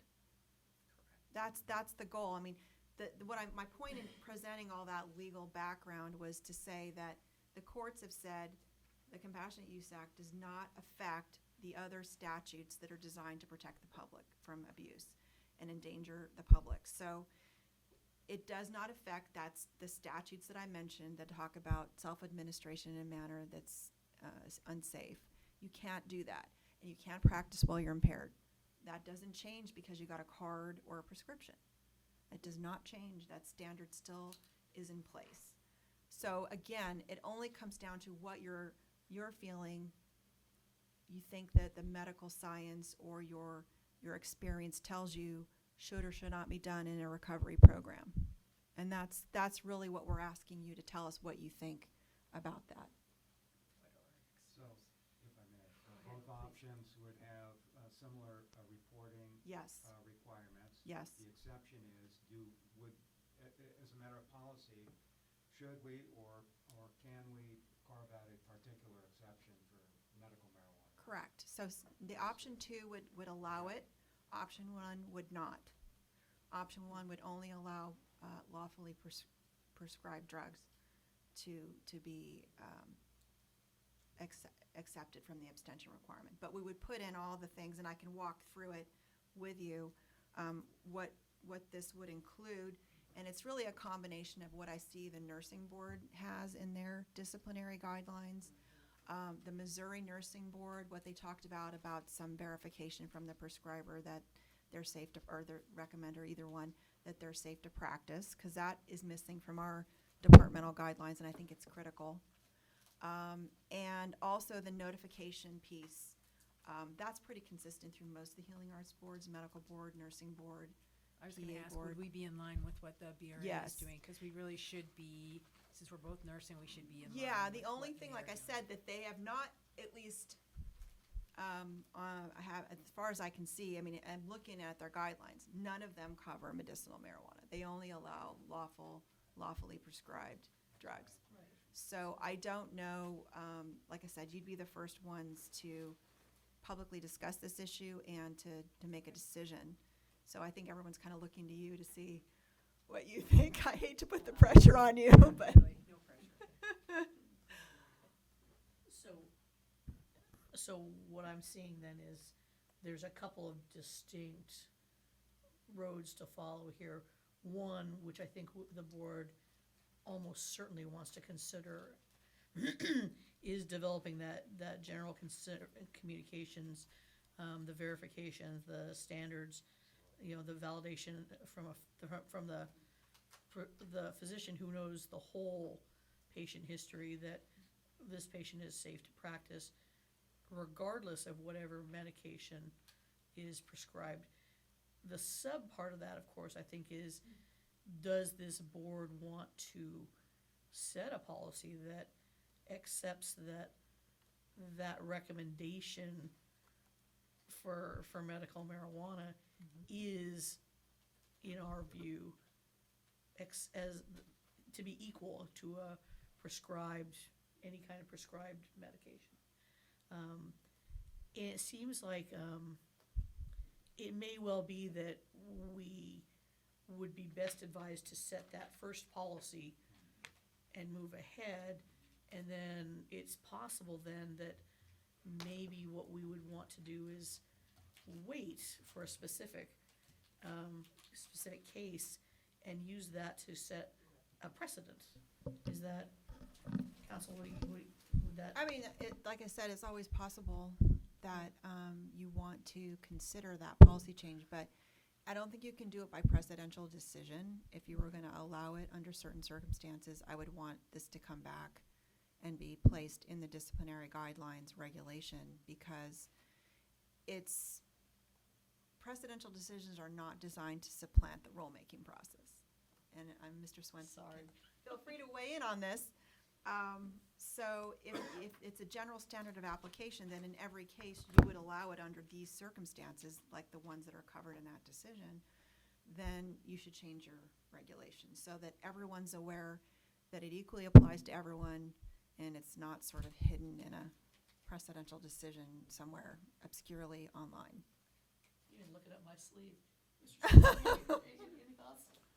Well, I concur with Ms. Shields that the exception to rulemaking for precedential decisions is not intended as an end run around the rulemaking process.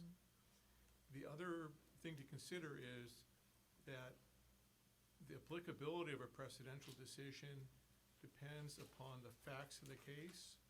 So if there are differences in the facts, it could lead to different outcomes. Finally,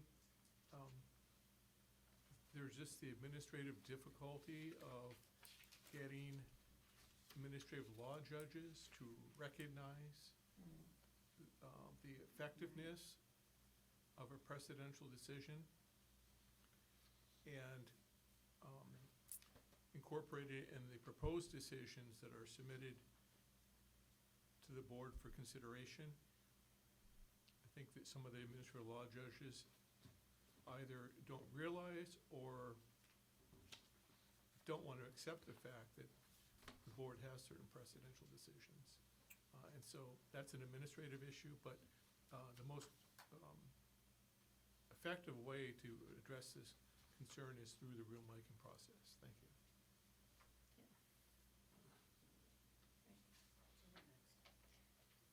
So what do you, any suggestions for which direction? Do you want to take public comment, see what the public thinks? I'm prepared to make a motion and then. Yes. Go ahead. Okay. I would move. Great, to excuse me, sorry. So I have can we go through the regulatory text options? I mean, are you thinking of allowing it or not allowing it? Option one. Option one, okay, so can we just go through option one, just so I can walk you through what would change in your policy specifically? I want you to be fully informed this time. So if you look at page 1 of attachment F, option 1 is to retain the current policy to allow limited use of controlled substances or dangerous drugs while on probation, only if lawfully prescribed or ordered with new suggested reporting requirements. And so you'll see the changes are an underline and strike through. Anything that's not struck through or underlined is existing. So we would add lawfully prescribed or ordered, because patient-specific drug orders are also kind of a prescription as well, and so we want to make sure we're covering all types of prescriptions that could be issued. We've added the word illness or medical condition because typically it's not just an illness people get prescriptions for, it's medical conditions. Then the next paragraph is kind of implementing this new concept of adding additional reporting requirements, and it requires by the effective date of the decision and thereafter within 15 days of the date of respondent being prescribed or receiving a patient-specific drug order for a dangerous drug or controlled substance. Respondent shall provide documentation to the board of any such prescription or drug order by mail, email, facsimile, or in person at the board's offices. The documentation has to include the following information and a report by the prescriber identifying the following: the prescriber's name, their license type and number, the medication, the dosage, the date the medication was prescribed, respondent's prognosis, the date the medication will no longer be required, and the effect on respondent's recovery, if any. If any substance considered addictive has been prescribed or ordered, the prescriber shall provide as part of documentation a statement regarding whether respondent is safe to practice as a insert license type here while on or taking the substances, and identify whether there is a plan for the time-limited use of any such substances. By the effective date of this decision and thereafter within 15 days of the date of being prescribed or receiving a patient-specific drug order for a dangerous drug or controlled substance, respondent shall provide the board with a signed and dated medical release covering the entire probation period, authorizing the prescriber to communicate with and respond to inquiries made by the board or its designee regarding their written report and respondent's ability to practice safely while taking the medication. Respondent shall also provide a current list of prescribed medications with the prescriber's name, license type and number, address and telephone number, with each quarterly report submitted to the board as provided in the submission of written reports section of this probationary order. By the effective date of the decision, respondent shall identify for the board a single physician, nurse practitioner, or physician assistant. And I chose those 3 categories from the nursing board example because those are typically primary care providers, and it would be easier for someone to satisfy this requirement if they just had their primary care provider coordinating all their prescriptions. And these are usually the 3 categories of primary care providers. And by the way, it would avoid the issue of multiplicity of providers. Yeah, doctor shopping. Yeah. So they have to identify a single physician, nurse practitioner, or physician assistant who shall be aware of respondent's history of substance abuse and will coordinate and monitor any prescriptions or drug orders for respondent for dangerous drugs or controlled substances.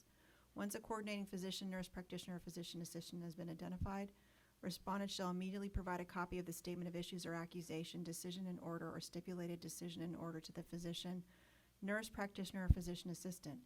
The coordinating physician, nurse practitioner, or physician assistant shall report to the board on a quarterly basis respondent's compliance with this condition. Respondent shall also completely abstain from the use of alcoholic beverages and products containing alcohol, including over-the-counter medications, foods containing alcohol, mouthwashes, non-alcoholic beers, and fermented beverages. An optional part of this term would be that the board can require the single coordinating physician, nurse practitioner, or physician assistant to be a specialist in addictive medicine or to consult with a specialist in addictive medicine. Note, if this term is used, then the recommendation is that they also use the submit to drug and alcohol testing term to ensure abstention occurs in compliance with the condition of probation. So everything in here is new except for the last paragraph and the 3rd paragraph up from the bottom. So all of that is new since our last meeting and to address the issues I did mention. And so The motion is at the bottom of page 5. I know it's a long one, but we would need you to read it into the record, I'm sorry, unless you want me to. It's in the bottom of page 5. Approve the proposed regulatory text for sections, blah, blah, blah. Can you see that? The bottom of page 5? Do you want me to? I got it. You got it?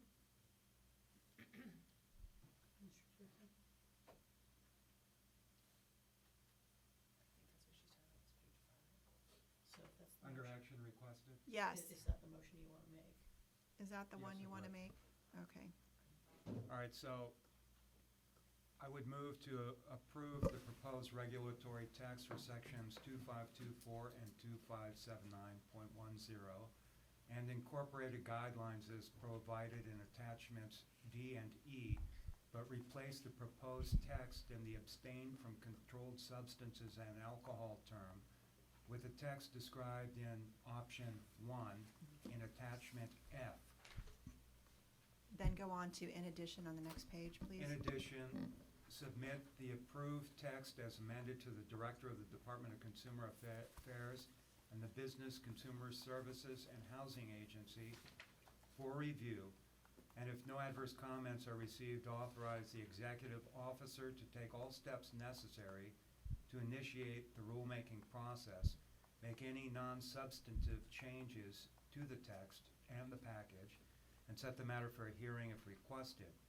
If after the 45-day public comment period, no adverse comments are received and no public hearing is requested, authorize the executive officer to take all steps necessary to complete the rulemaking and adopt the proposed regulations as noticed for 16 CCR sections 2524 and 2579.10.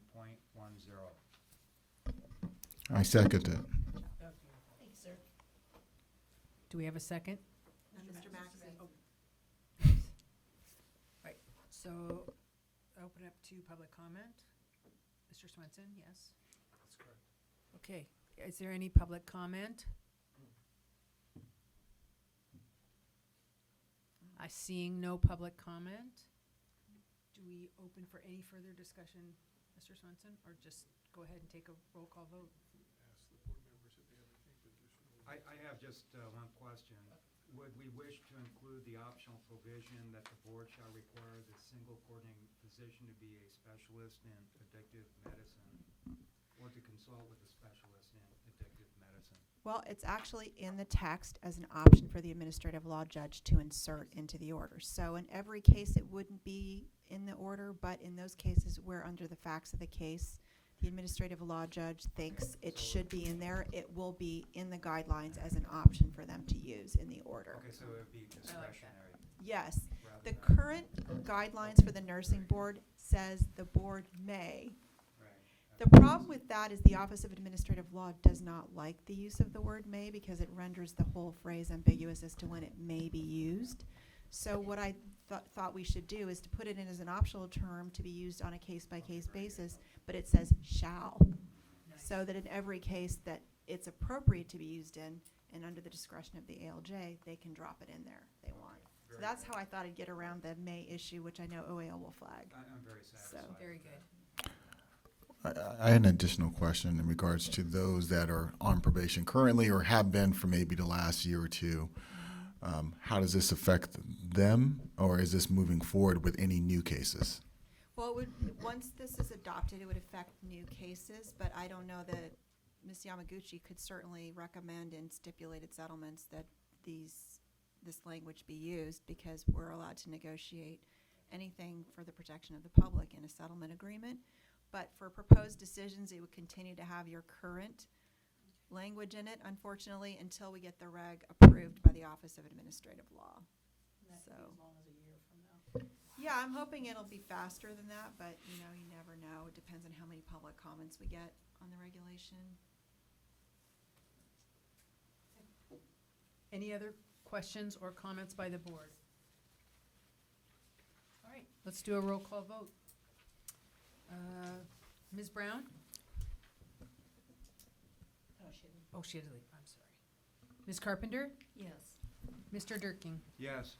Ms. Guzman, Yes. Mr. Hill, Yes. Mr. Maxey, Yes. Ms. Moore, Yes. and I am a yes. So, this motion is approved by a vote of 7. Thank you. All right. Okay. Ms. Shields, just one comment. Thank you very much for the research you and your team Yes. did. You're welcome. This is a very critical It is. time and topic that I think the state is grappling with, and I think who better than this board to identify ways of how to move forward. Right, and I think that it, you know, like I said, it's being watched pretty closely by some of my other clients because they're having those same questions come up. So we do appreciate your time and consideration of this, but again, when I saw it, I went, oh boy, I should have flagged that for you previously, so I'm glad I was able to help bring it back and provide the information you needed to make your decision. Thank you. Thank you. Thank you for all your hard work. Thank you. Ms. Yamaguchi? And that brings us to the next item, which was really kind of a technical cleanup issue. Ms. Shields? Right, so Business and Professions Code Section 2847.1 provides that the board shall select an executive officer who shall perform duties as are delegated by the board and who shall be responsible to it for the accomplishment of those duties.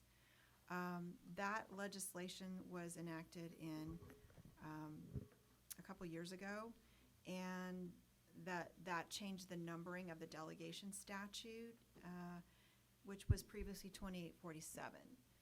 And then in 2021, AB 1536 was enacted, and it said the board shall delegate to its executive office the authority to adopt a decision entered by default in a stipulation for return of a license.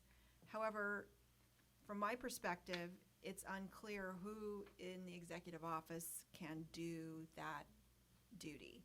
And I assume it meant the executive officer, but it's hard to know for sure. And you have an existing delegation of certain functions regulation within which you've assigned specific tasks to your executive officer, and in her absence, the assistant executive officer. And I would suggest we amend that regulation to correct, I think, an ambiguity in the statute, and also to update the regulation consistent with current practice. So the first issue was to add to adopt a decision entered by default consistent with that statute that I just mentioned, because that's not currently reflected in your delegation of functions, certain functions regulation. And then I suggested repealing the reference to approving settlement agreements for revocation of a license, as such decisions typically go to the board for decision, not the executive officer. And so removal of that reference would conform the regulation to your current enforcement processes. And then finally, the board's prior delegation statute, like I said, at 2847 has been repealed. So if you look at the text in attachment A, the changes are proposed and underlined to add to adopt a decision entered by default for the revocation of a license, and to strike the reference to revocation. In the note, which cites what statutes you're implementing, I propose to correct the reference from 2847 to 2847.1 and 2876, which are your two delegation statutes in the Practice Act. So my requested action is motion A unless you have changes. So I'll open it up to the board for discussion.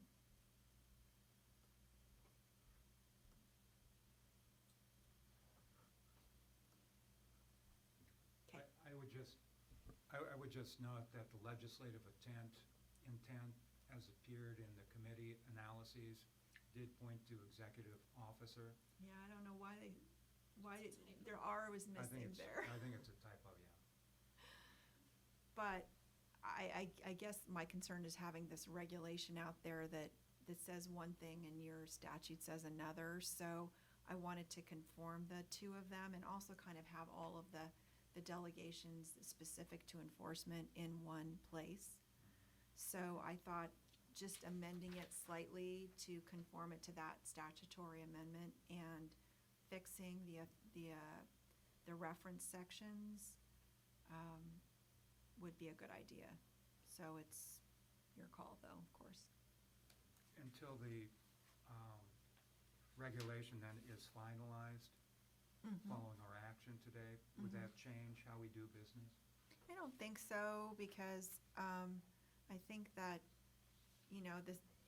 it's pretty obvious what the intention was, and your executive officer certainly resides in the executive office, so Yeah. she's doing that, then I think we can argue that the statute is, could only mean one thing potentially.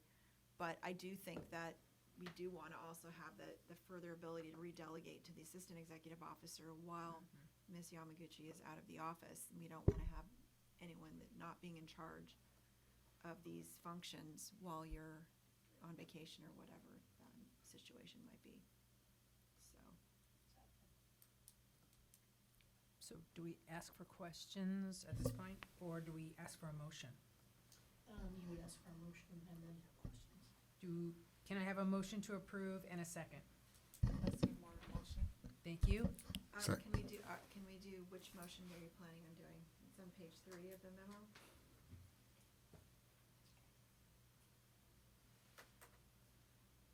If you have no Oh, I see. suggested changes, it would be motion A. Motion A.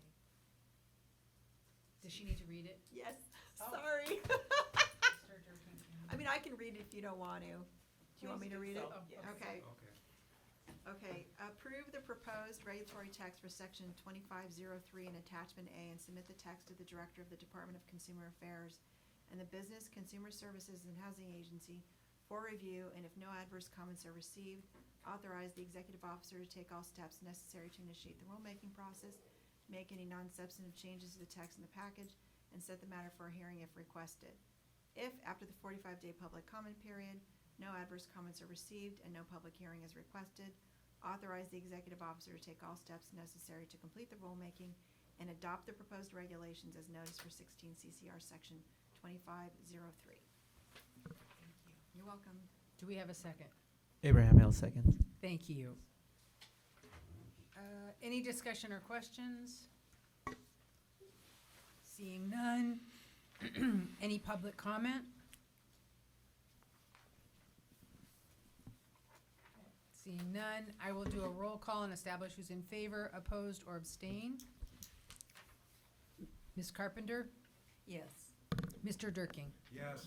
Ms. Guzman? Yes. Mr. Hill? Yes. Mr. Maxey? Yes. Ms. Moore? Yes. And I am also a yes. This motion is approved by 7 votes. All right, Ms. Yamaguchi, is there anything else under that section? No. All right, so we will move on to agenda item 12, suggestions for future agenda items. Oh, did I skip? We did 10. We did 10 enforcement. Yeah. Public Oh, comment. agenda item 11, public comment on items not on the agenda. Please note, the board may not discuss or take any action on any item raised during this public comment section, except to decide whether to place the matter on the agenda of a future meeting.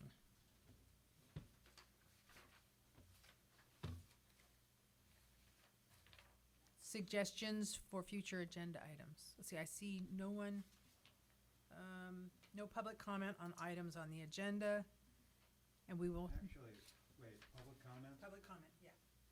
I think this is maybe an appropriate time for me to speak as a member of the public, as I may. Go ahead. Ideally, just to wrap things up here, in the healthcare licensee populations, we would have very few vacancies at any of our healthcare institutions. It's important to ensure a robust and accessible healthcare system for all patients and consumers. In the regulatory world that we live in here in DCA and BVNPT, sometimes I have to even remind myself that our licensees are also not only consumers, but employees in some kind of institutional setting very often, either in state service or in the public sector. So working conditions are very, very important to avoid premature attrition from the profession or even worse, burnout. And this applies to both our nurses and licensees. Working populations often refer to unsafe staffing levels, faulty or inadequate equipment, workplace hazards that put patients at risk. And, that's really an impairment to the ability of our all people to get access to healthcare. And so I say that because those are examples of some of the issues that are brought up in Southern California at one of our institutions where the nurses are on strike making those suggestions. And so I would really strongly urge, in the interest of consumer protection and patient safety and continued access to healthcare, I truly hope that all parties will come to an agreement that addresses the needs of everybody, workers, licensees, and even, most importantly, perhaps the patients. In another note, in the workers' comp world, injuries sustained by employees are covered irrespective of fault. It's a no fault if it occurs in connection with the work. For certain occupational settings, there are conditions that are presumptively understood to be related to the individual's work activity. His or her are their job classifications. For some non-presumptive conditions, the burden of proof then inures to the employee to show that the condition arose in connection with the work environment. And it's important to note that cumulative trauma can occur with respect to both physical injuries as a particularly traumatic event or repetitive injuries, like, for example, to the psyche, which may manifest as PTSD. Issues arise when injuries to the psyche occur as a result of day-to-day work rather than a specific physical traumatic event, like an assault, for example, which happens throughout state service in particular. The law and regulations, I'm simply suggesting, should reflect the reality that cumulative trauma to the psyche to provide and allow for a presumption that said conditions like PTSD are work-related. And that primarily affects, especially now, nurses and psych techs in government service. Specifically, I think bargaining units 17, 18, and 20. Couldn't vouch for that. Thank you. Thank you for those comments, very timely. Agenda item 12, suggestions for future agenda items.